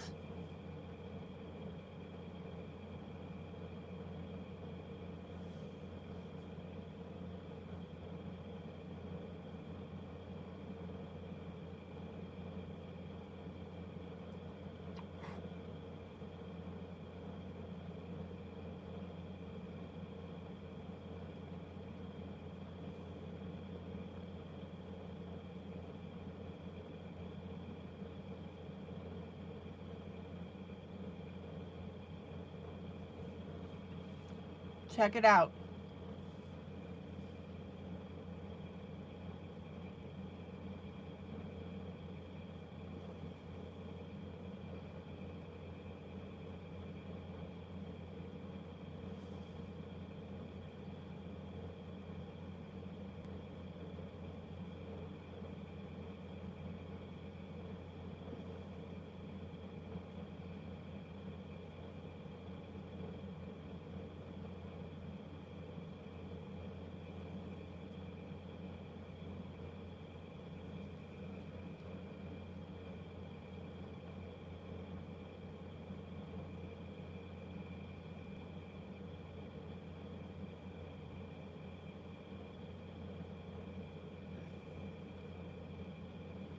Try not to overlap.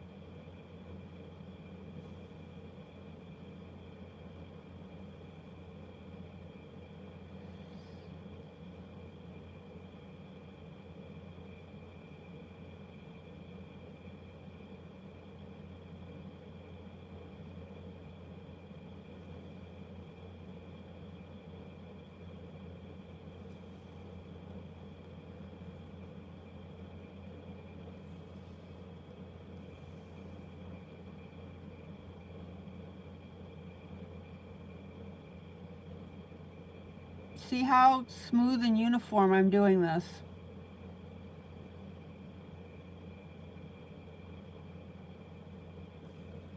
You'll especially get to see it if I stay on camera.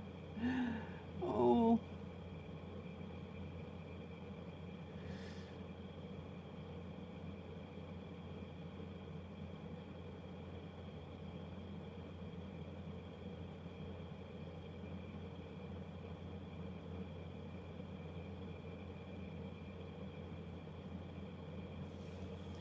Once I get going, it's a little hard for me to move around. Let me pull out just a little bit.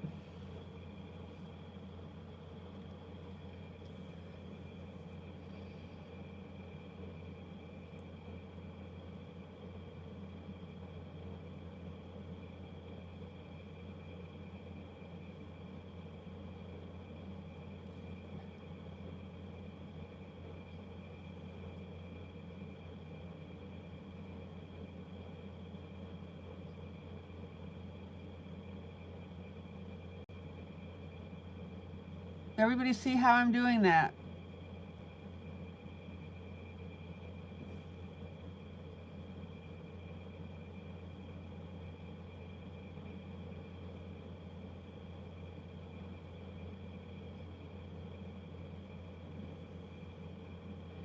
And I want you to notice that I'm basically paralleling the shape, the lines and the shape of the pumpkin.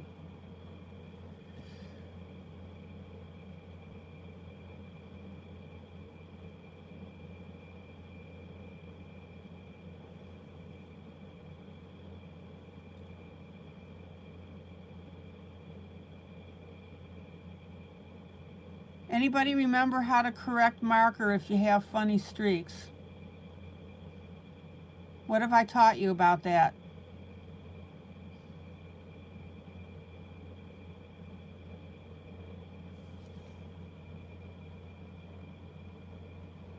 How do you fix marker streaks?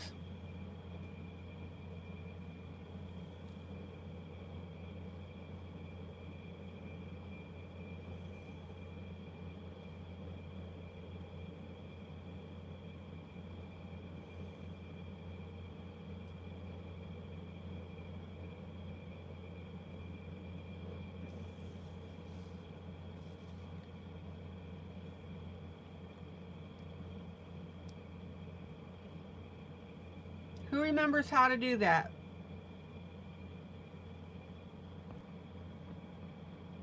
Oh, isn't that gorgeous?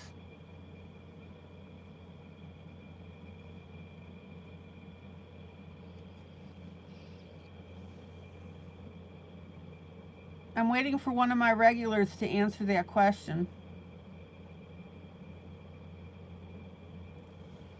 Okay, now I'm just fixing here, or not fixing, but filling in my areas where I couldn't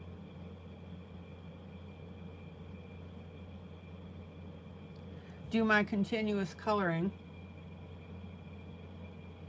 All right, the way you fix marker streaks is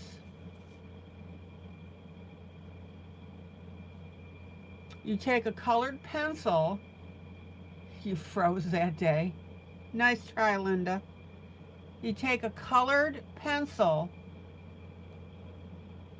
that is close to the color of the marker that you're putting on,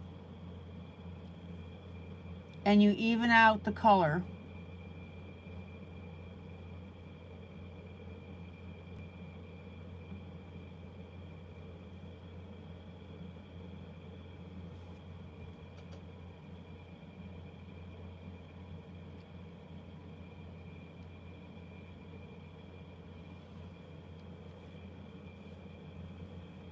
That's right. The answer is with a pencil.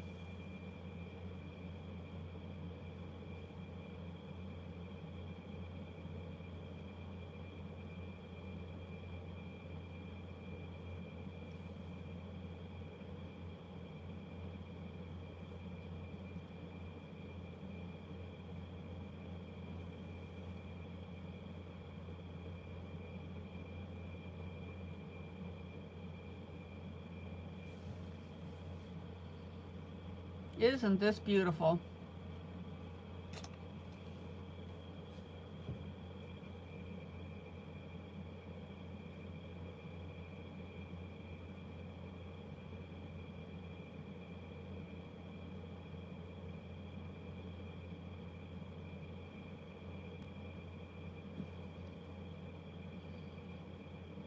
The whole trick with marker is to be as continuous as possible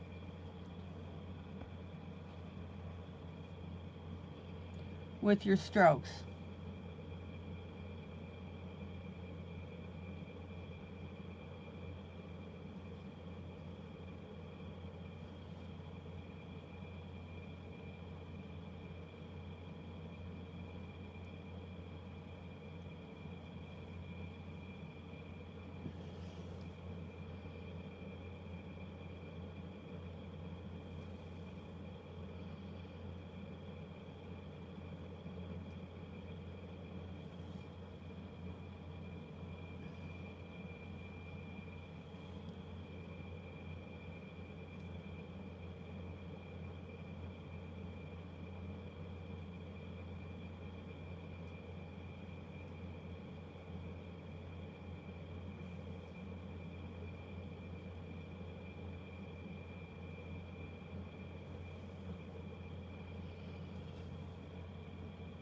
Okay, so now we have to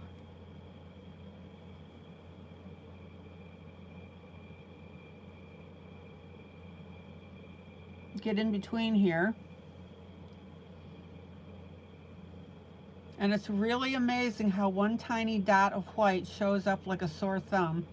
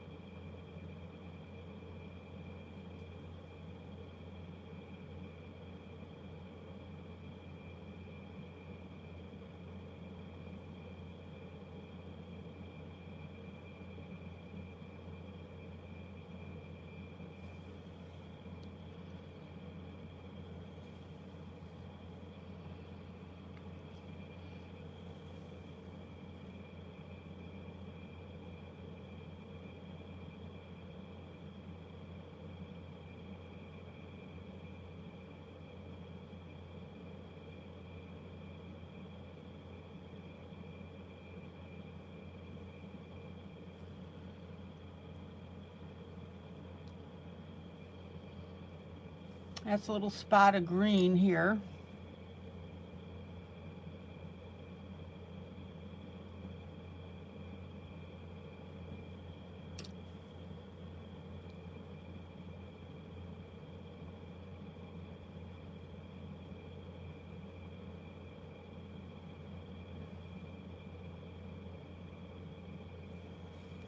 Oh, how beautiful is that?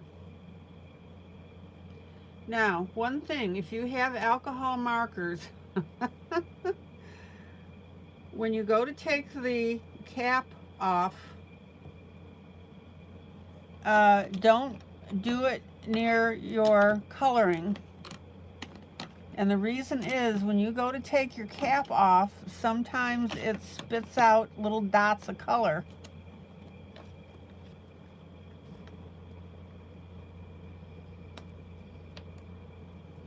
And you'll get little speckles of color on your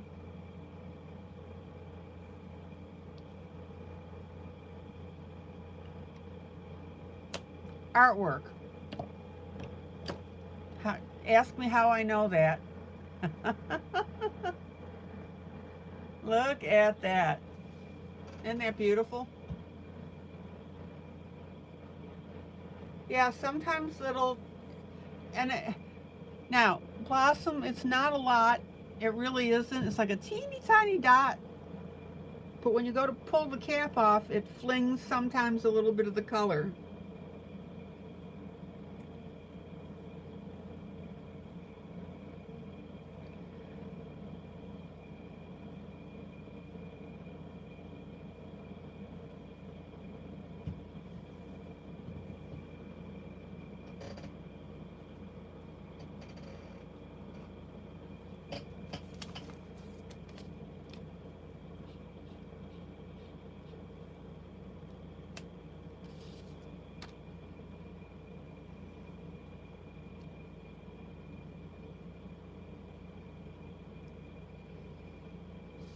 It's not a big deal.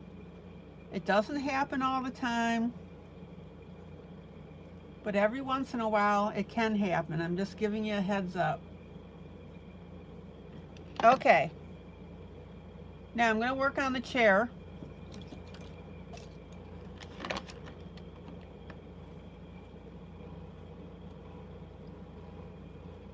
I want this orange to be the centerpiece, basically. I want it to be prevalent. So when I go to do my chair, I'm not going to use marker. I'm not going to use water-based. I'm not going to use alcohol marker. I'm going to use pencil. And again, the reason for that is because I want this pumpkin to show up.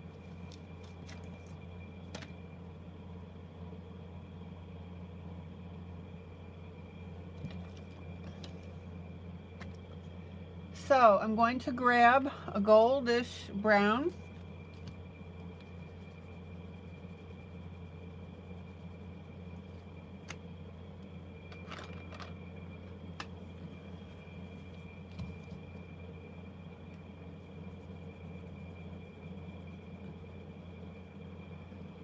Yeah, we'll go with that color.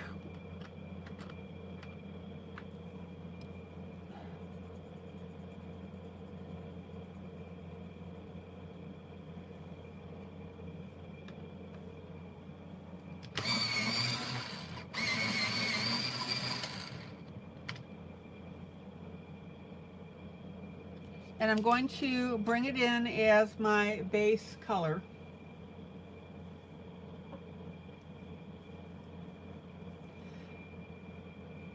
Now,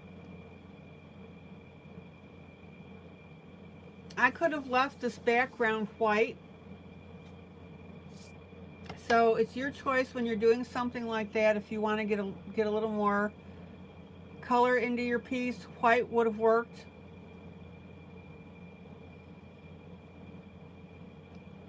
But I wanted to go with the blue because I wanted everything to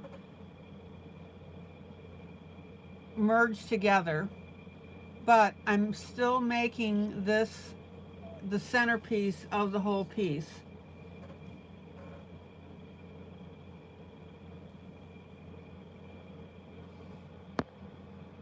All right.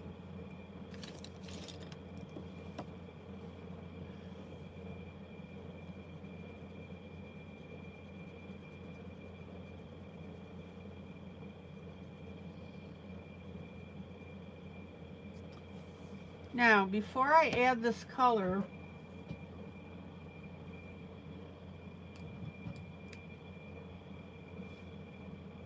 yeah, it does complement it.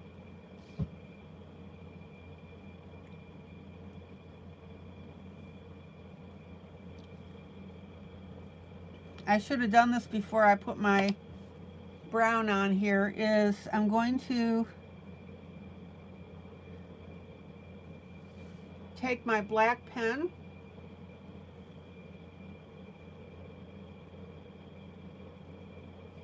and I'm going to add some wood swishes on here. And I'm doing it very lightly.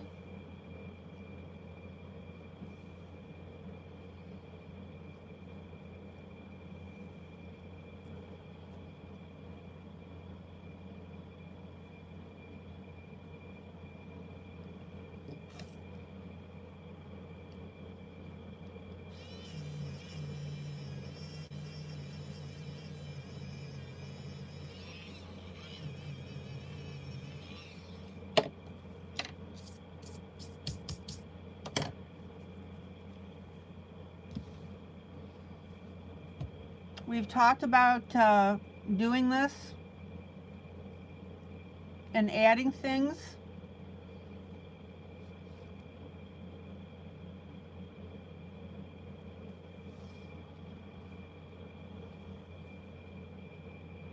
Onto your coloring. I love doing it, and I want you guys to get used to that, to do it for yourself.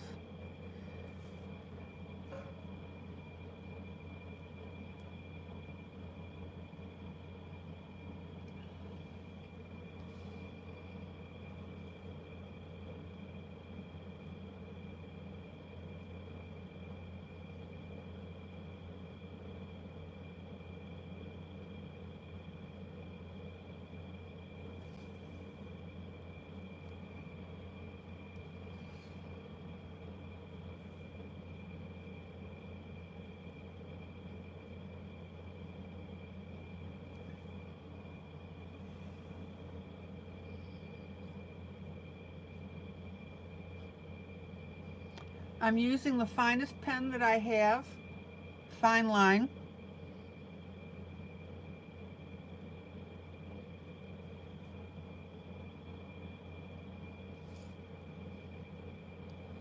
Let's see here. I'm going to add a couple of little hooks to this.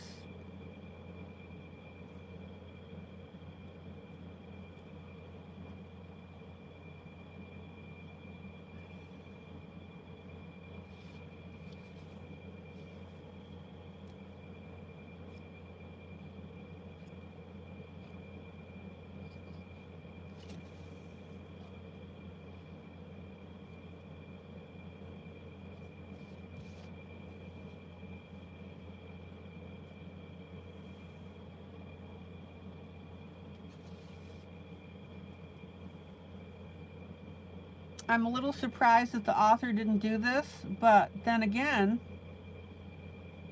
I'm glad they didn't because it leaves us to do it.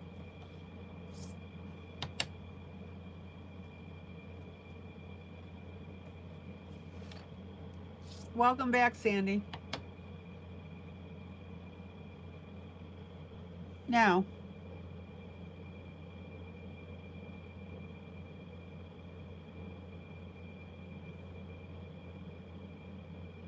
I'm going to add some very small knots in the wood.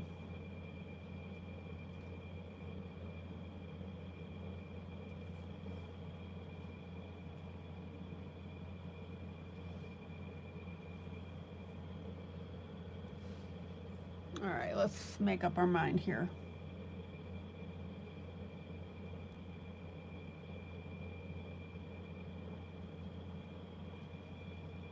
I think that adds some character.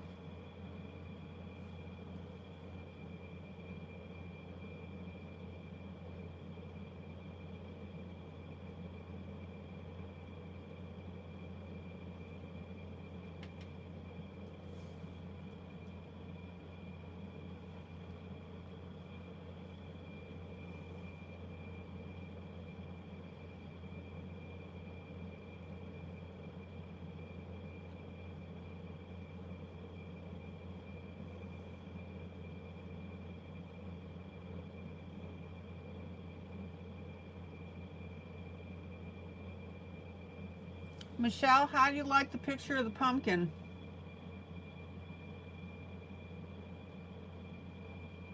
All right, let me pull out.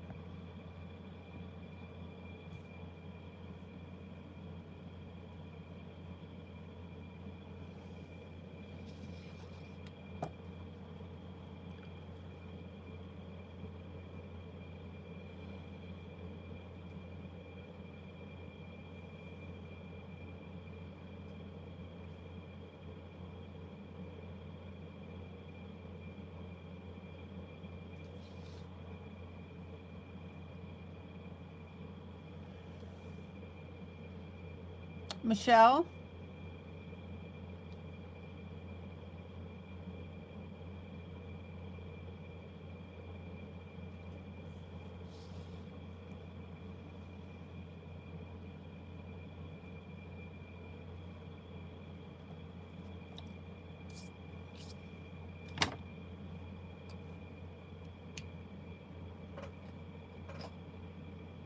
Okay, now I'm going to go back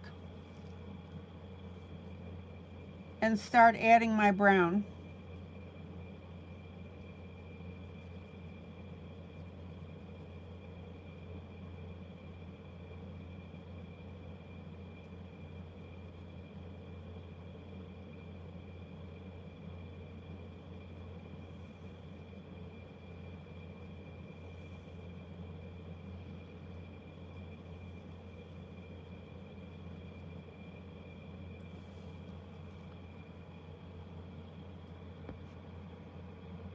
So yeah, Blossom, if you can't color, I would love that you come in and you color.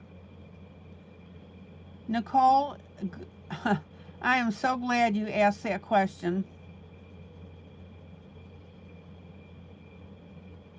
Nicole wanted to know if there was going to be more highlights on the pumpkin. Absolutely.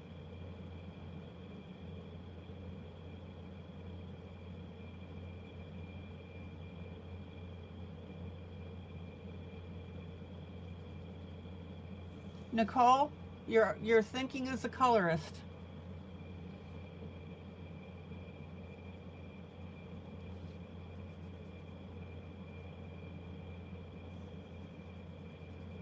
If you look at that pumpkin, it looks pretty bland, doesn't it?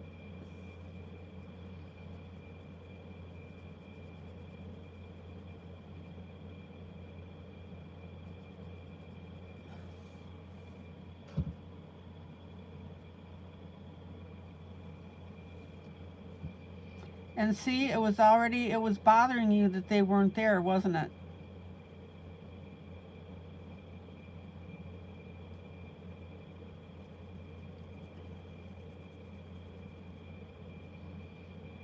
So Blossom, as I started to say, I would absolutely love it if you come in,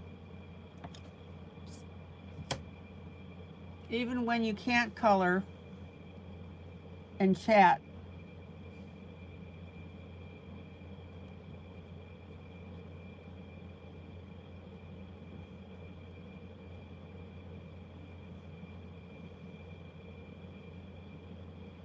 So yes, high five to Nicole. Yeah, that pumpkin looks boring. Exactly. There's no life to it. There's no dimension to it. Oh, that warms the cockles of my heart as a teacher.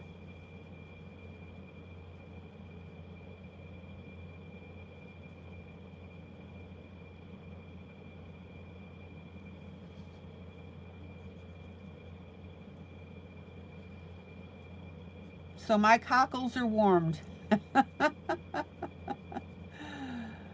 Oh.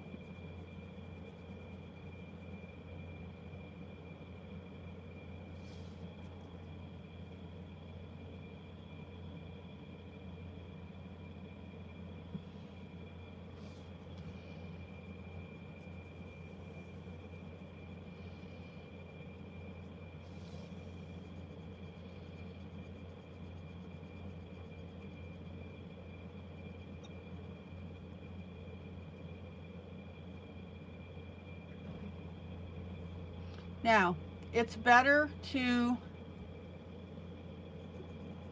color in the same direction as you did as we put the pen in here. It minimizes any smearing of the pen.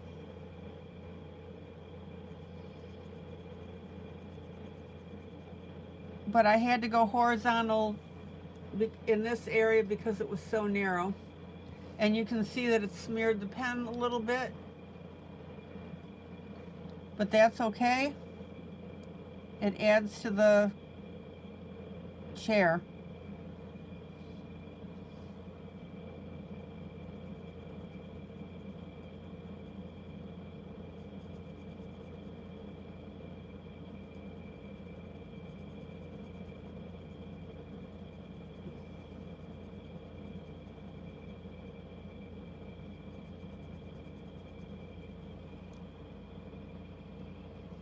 Blossom, we need to get you to open a Facebook account under whatever name, and then that way you can start downloading these, not this picture of course, but my other duets.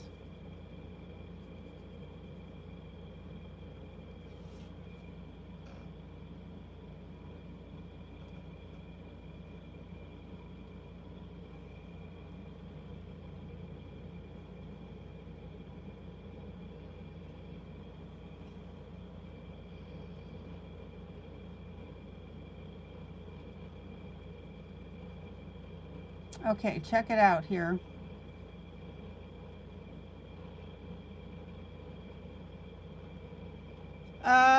Sandy, what are we talking about?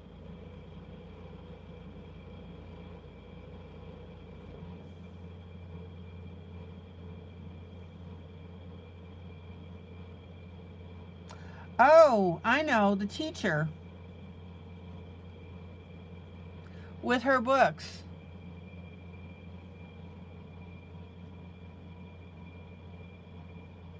I'm not sure. I have to ask her.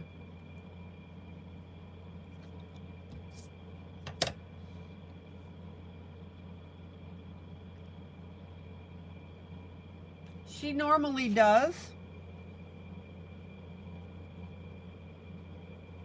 But I'm going to send her a text and ask. Thank you for asking.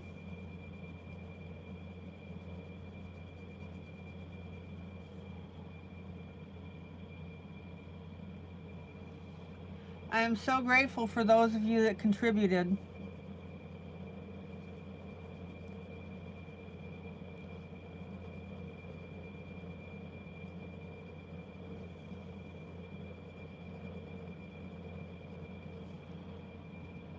Yeah, I was just asking for $1. Some of you went above and beyond.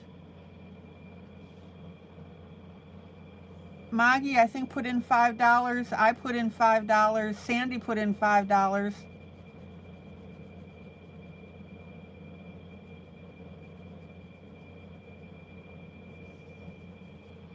And that buys her kids books for the year. Her $200 goal. Oh, does this look cool? Let me pull out.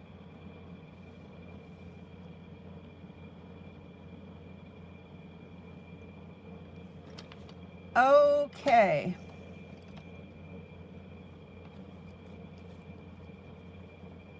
Now, you guys know in my group, I never, ever, ever, I don't solicit.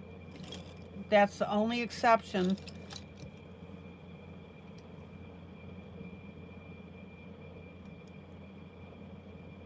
I just think that getting books for grade school kids is just so important.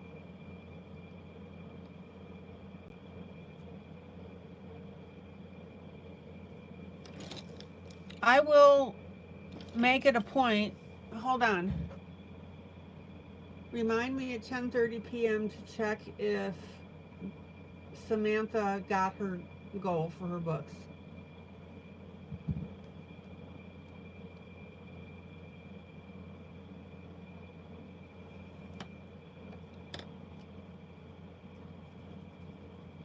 I will check. Yeah, Sandy, you gave last year. Thank you.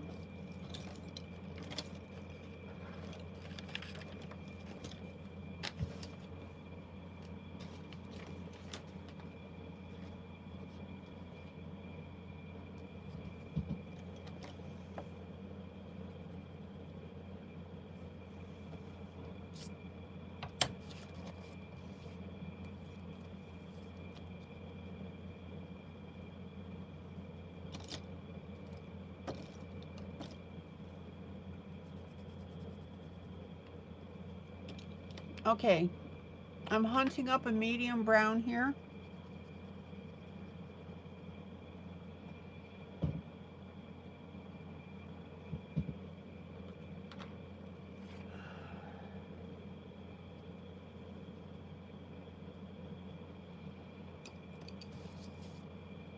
All right, let's start shading in this chair.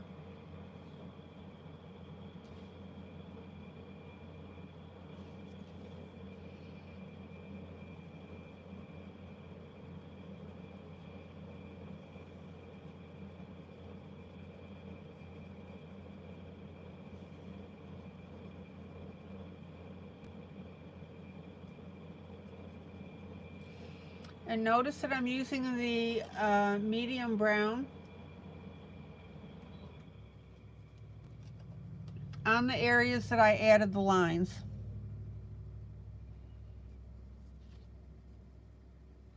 So what it is, for those of you that didn't know, Samantha Dingwall, my friend, her goal is $200 and it buys the books for a year for the kids to take home and keep.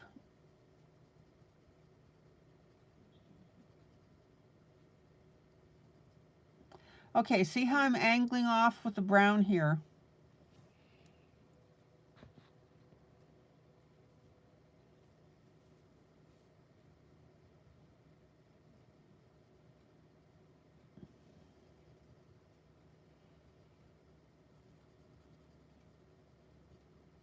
I'm assuming that the link, I don't know if the link is still open or not, and she would just set aside the extra.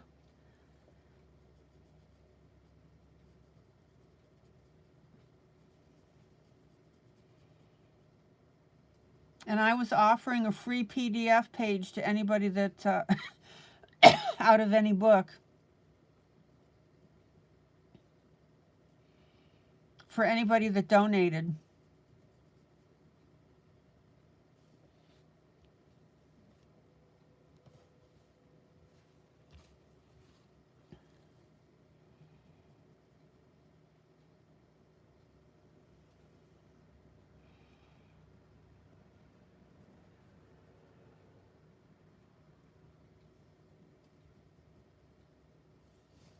Okay, check out how this shading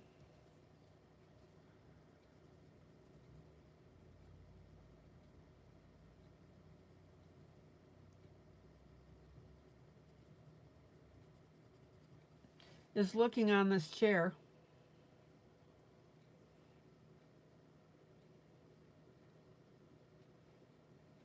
Yeah, Linda says a lot of schools in the Detroit area do this for the kids too. And a lot of businesses help. Yeah.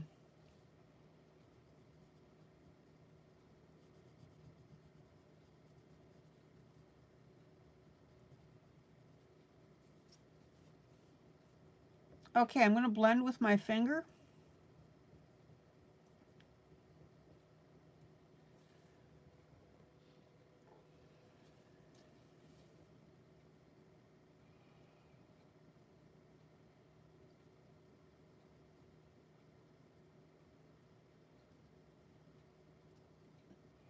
The thing that really bothers me about our schools is that they're in desperate need, even of just basic stuff, notepads and glue and pencils and markers and whatever. Oh, reading is critical.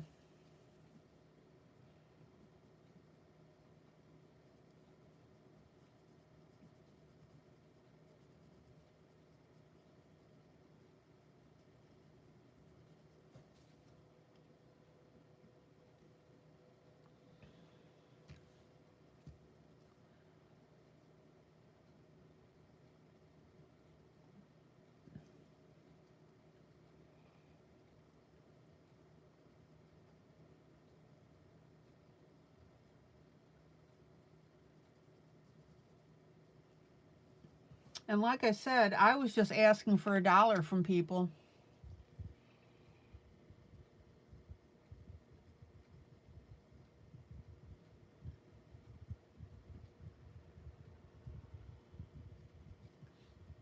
Okay.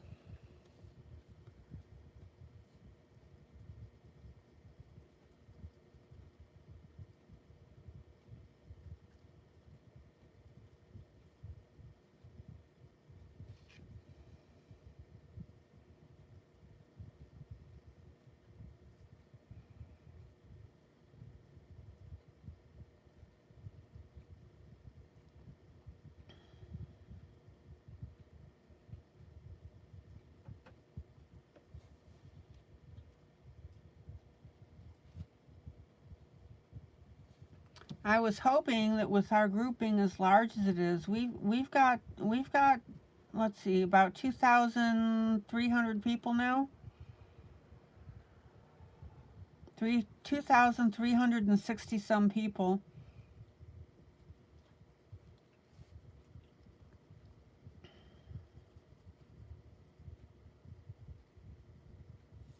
And I was hoping with that amount of people that would reach the goal real quick.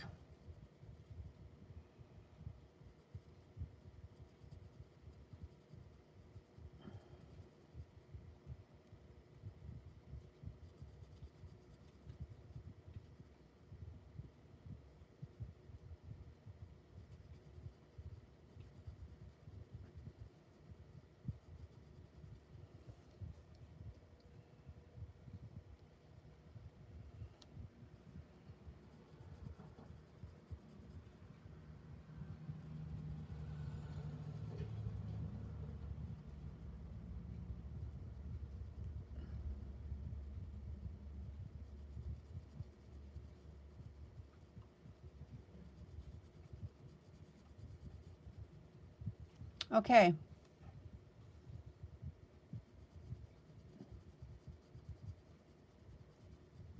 I'll tell you, Samantha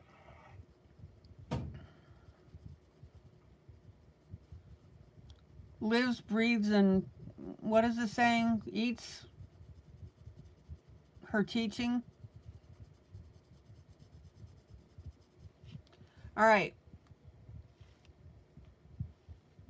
I mean, that's just her own. She loves it. She's got 3 kids of her own. I think she's got 3 kids.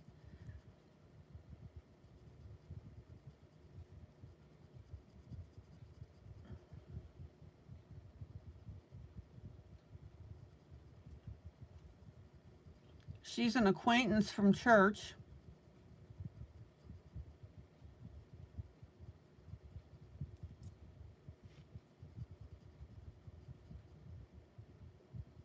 And I followed her progress as she was getting her teaching certificate. Linda, good night.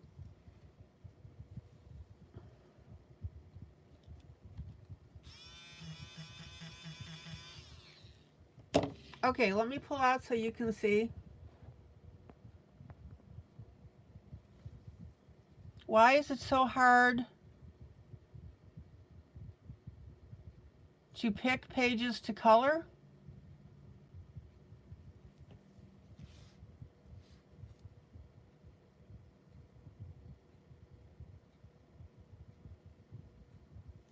Sandy, I'm not, what do you mean?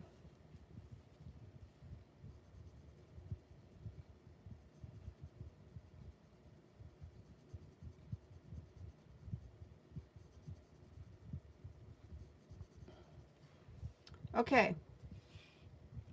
Now, let me go ahead and get this bottom bar, and then I want to show you something.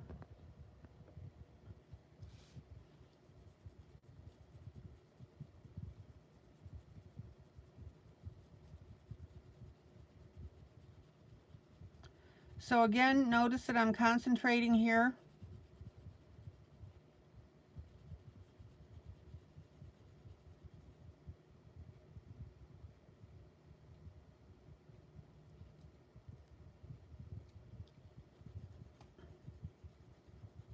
Oh, I see what you're saying. Yeah.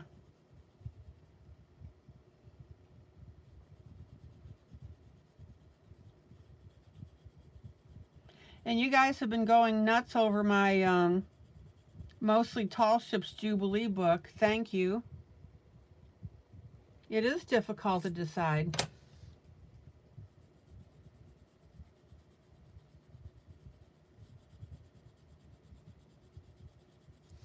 Okay, let me pull out.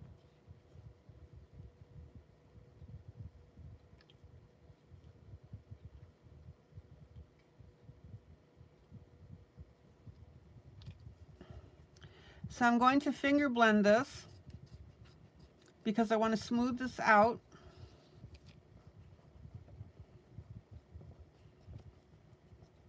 You can use a blending stump if you like.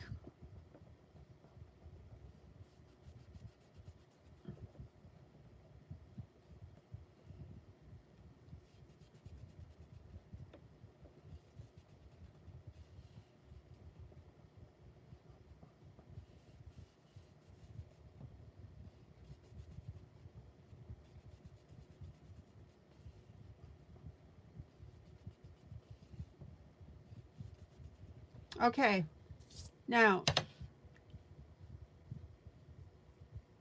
I'm going to take this medium pencil,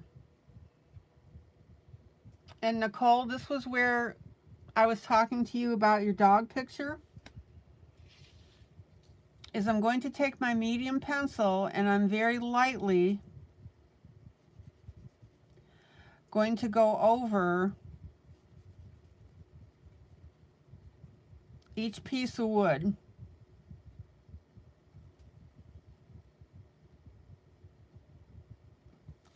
And what that's going to do is that's going to merge these colors.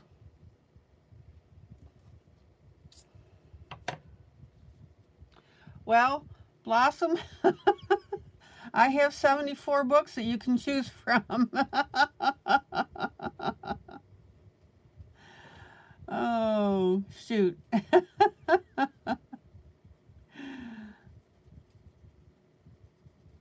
I had to say that, Blossom.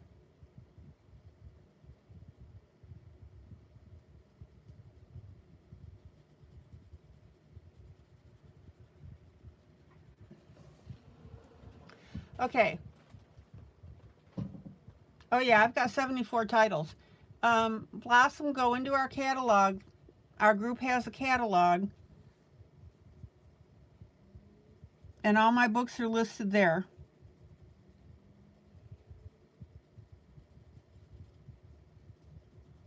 I keep meaning to do a best of 50.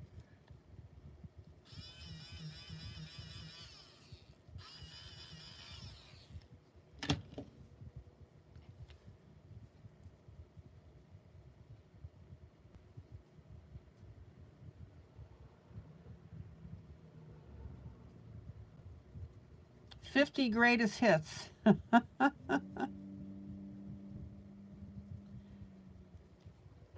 And then I was going to do 75 after that, but you guys said I should just do 50 and then 100.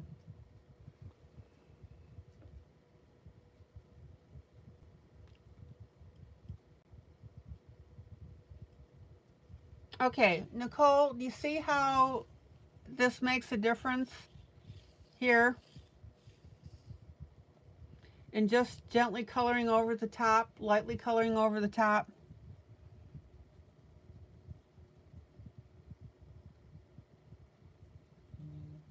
Now, you don't have to do it all the time.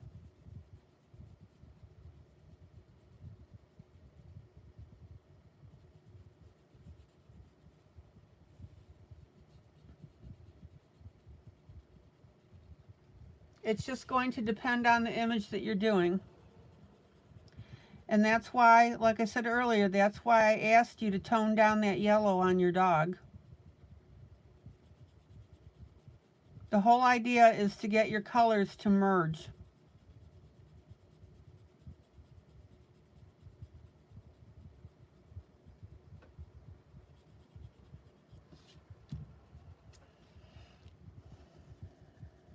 And blend. But again, this is not something that you do every single time. It's absolutely dependent on how you want your piece to look.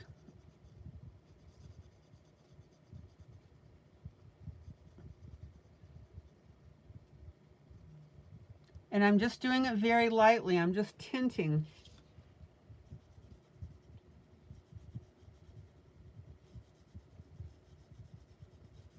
And I'm just tinting around the areas that I shaded darker.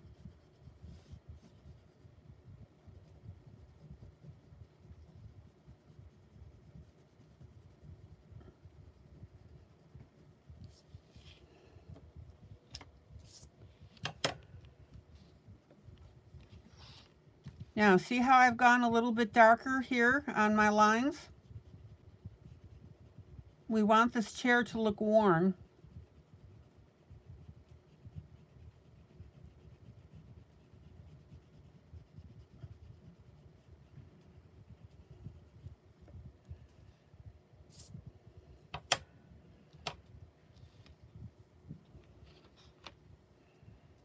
Okay.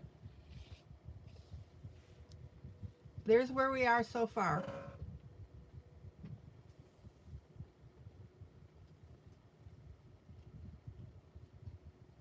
Now I'm going to come in with an extra dark brown.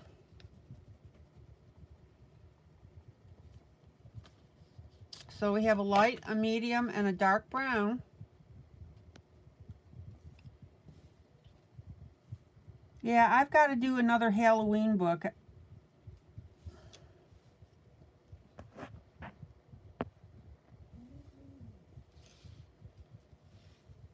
So now I'm going to come in with a dark brown.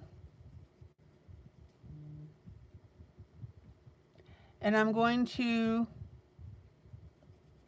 shade even further. Now, see how I'm doing this edge?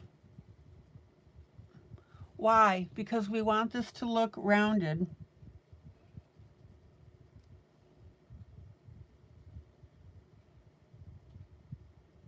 And anything that's darker looks like it's further away.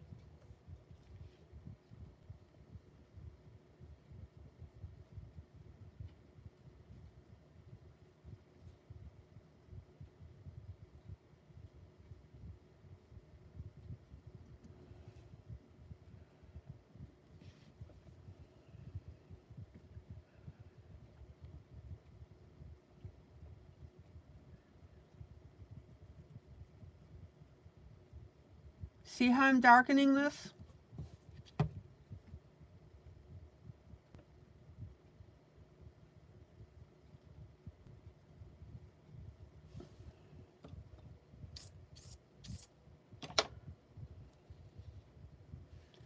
And the other thing that you need to think about when you're coloring a chair is, where does it get worn the most as people are sitting in it?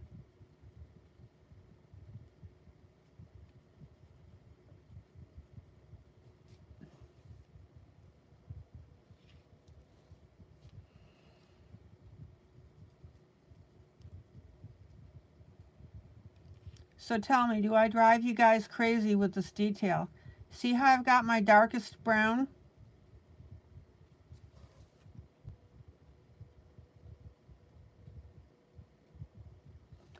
And I'm working up the crevices on this chair.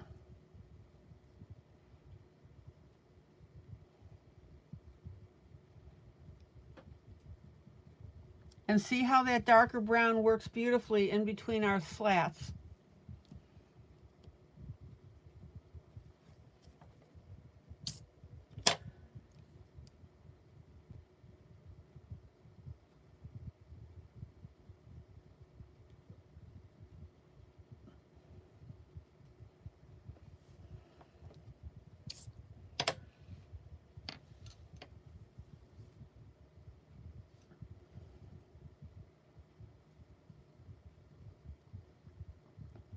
Guys, this is why I keep harping on you about the details.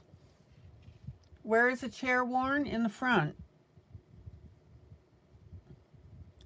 Where is the chair the dirtiest? In the cracks. I don't know, I shouldn't say dirtiest, but you know, years of dirt and stuff getting in there. Well, in some cases, Nicole, yes, it would be. Sometimes it can be darker.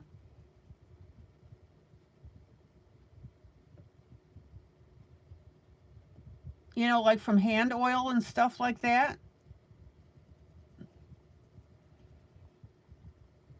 Oh, Nicole, I love how you think. You're thinking.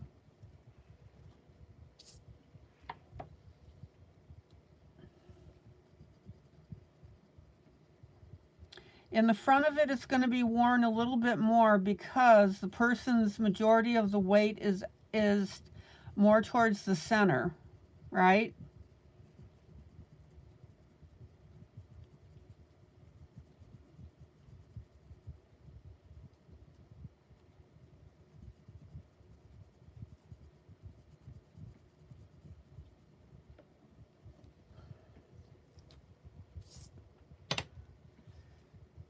All right, let's get this darker edge.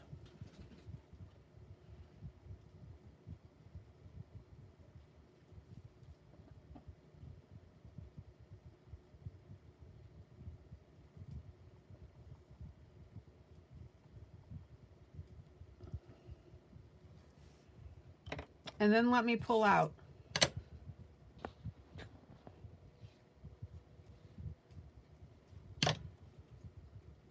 Now, I want that smoother looking.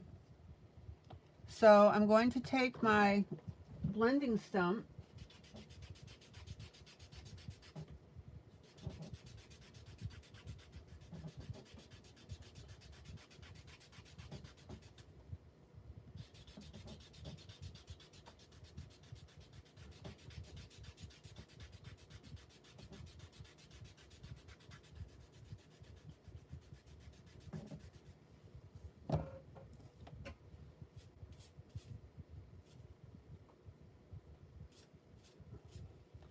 And by the way, your little sandpaper thingy for your blending stump,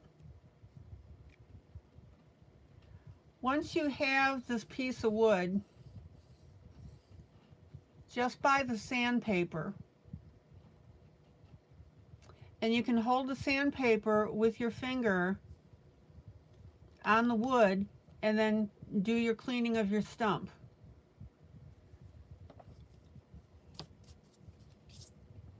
Blossom, yes, like the varnish wore off. Yep.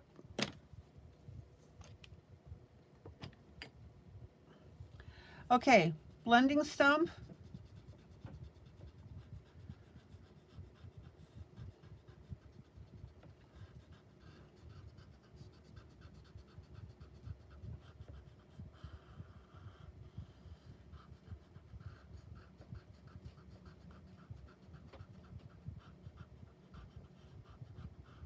And because of the beauty of the media of colored pencils, you don't lose your light, medium, and dark.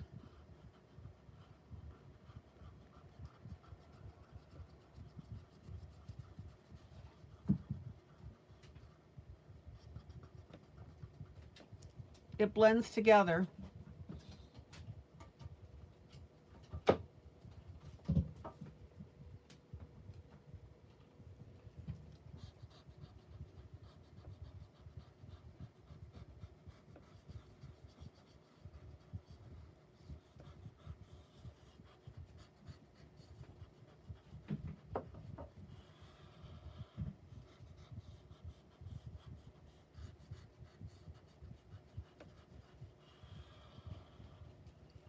Check it out.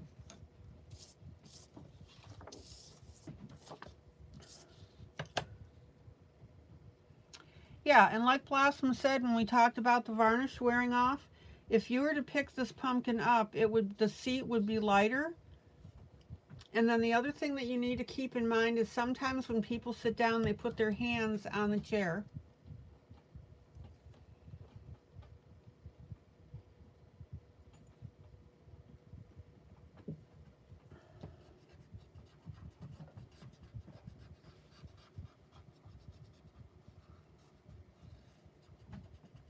Okay.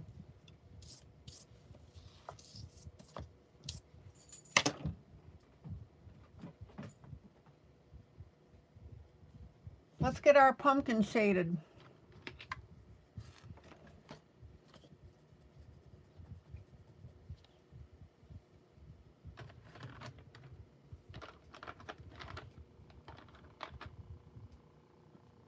Blossom, good night. I've got 10 more minutes. And then I'm going to head out as well. Okay, so now we're going to shade the pumpkin. So, Blossom, when you can, just watch the very end of the broadcast.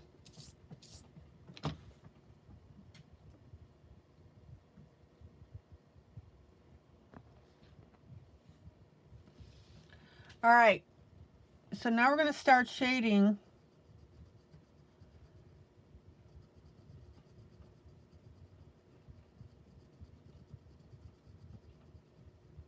on the divots of our pumpkin.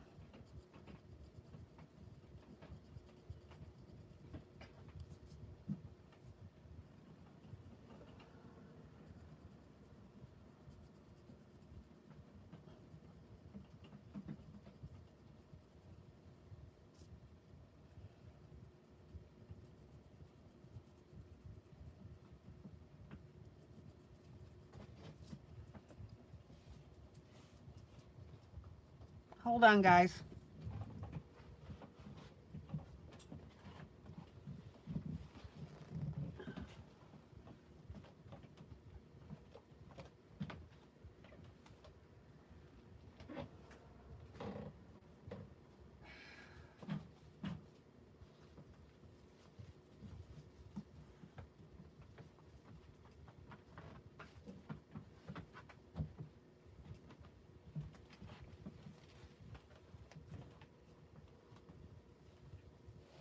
Okay, I just had to check on something.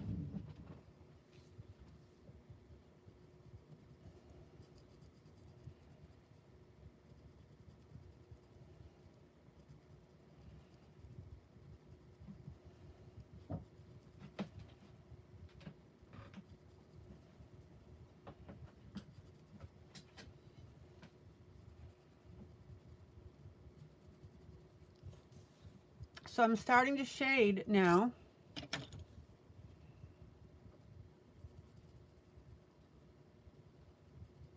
In my crevices on the pumpkin and in between the leaves.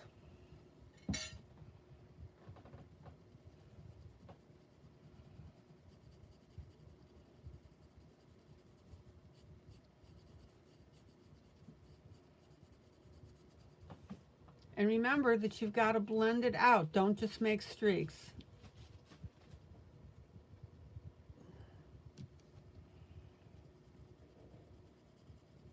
So what does that mean? You get lighter and lighter, right?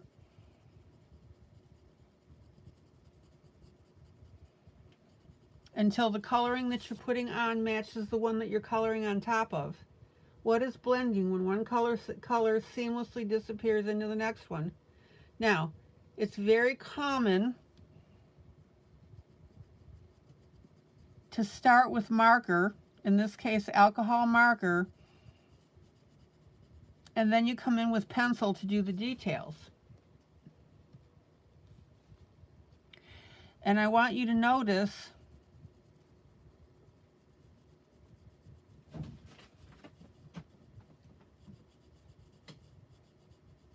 how I'm adding some of these streaks independent of the lines that the author put in.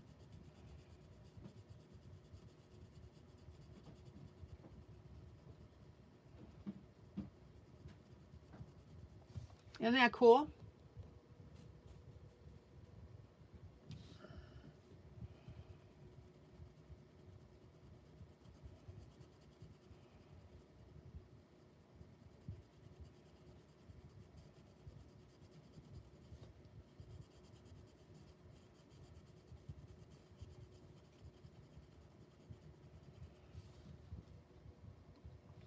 Nicole, what do you think?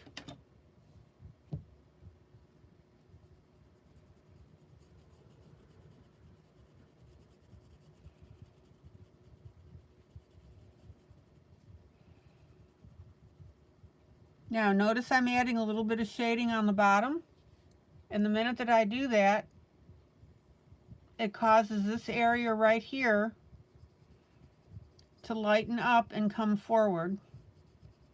Oh, Nicole, you're gonna go, good night. I've got 7 more minutes.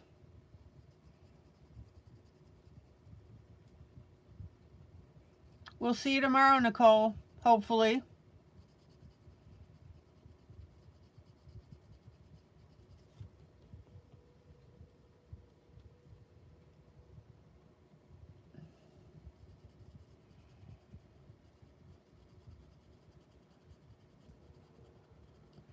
And I'm also going to shade around the edges of our sunflower petal and our leaves.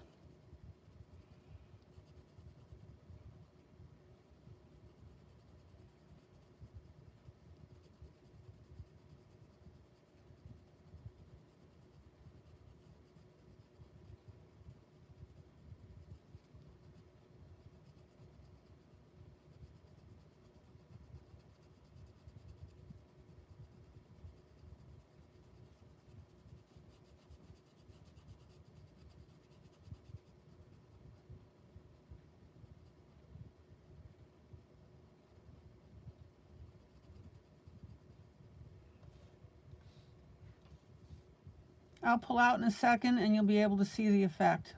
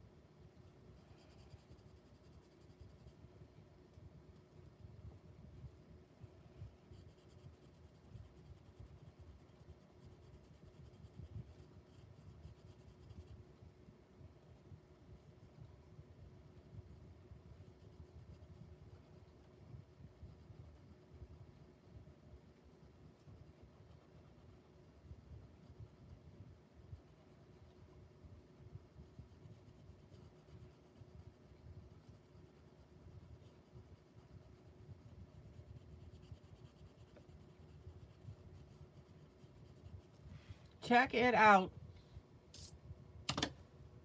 Let me pull out just a little bit here so you can see. Isn't that beautiful?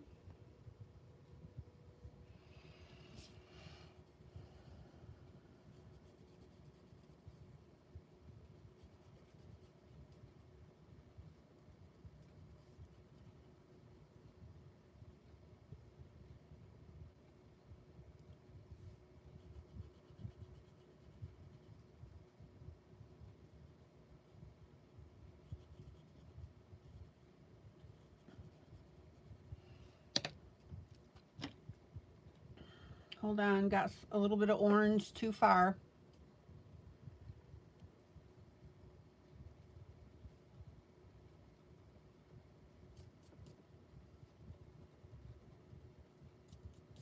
All right.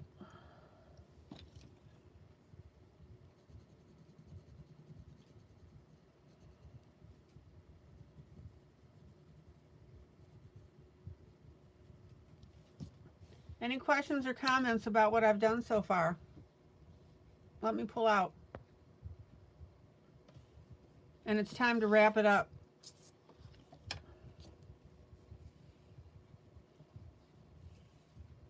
Now I still have the face to do, that's just a little bit there.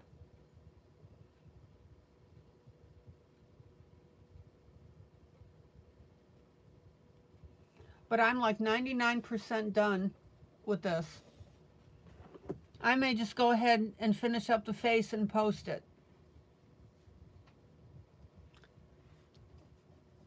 So what do you think? There's a couple things I want to do on this yet.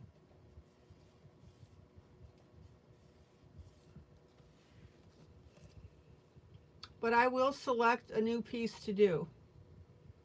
A new major piece to do. And by the way, if anybody has any suggestions about what you want me to color as far as a major piece, send me a text.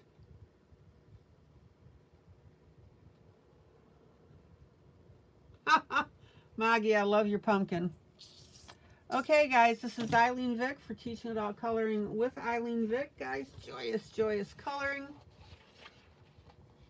I'll see you tomorrow night, same time, same place. We got a good portion of this done. Like I said, 99% done. I have a couple little things that I want to do on here. And we've been working on Villa Sandy.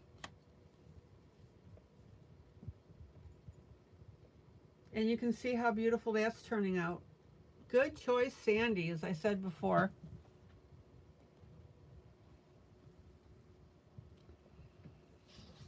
Okay, guys, have a great rest of the evening. Love on each other. That is what we are known for. No lie. I've got to do the face tomorrow. We'll have fun with that. Just a couple of things on here.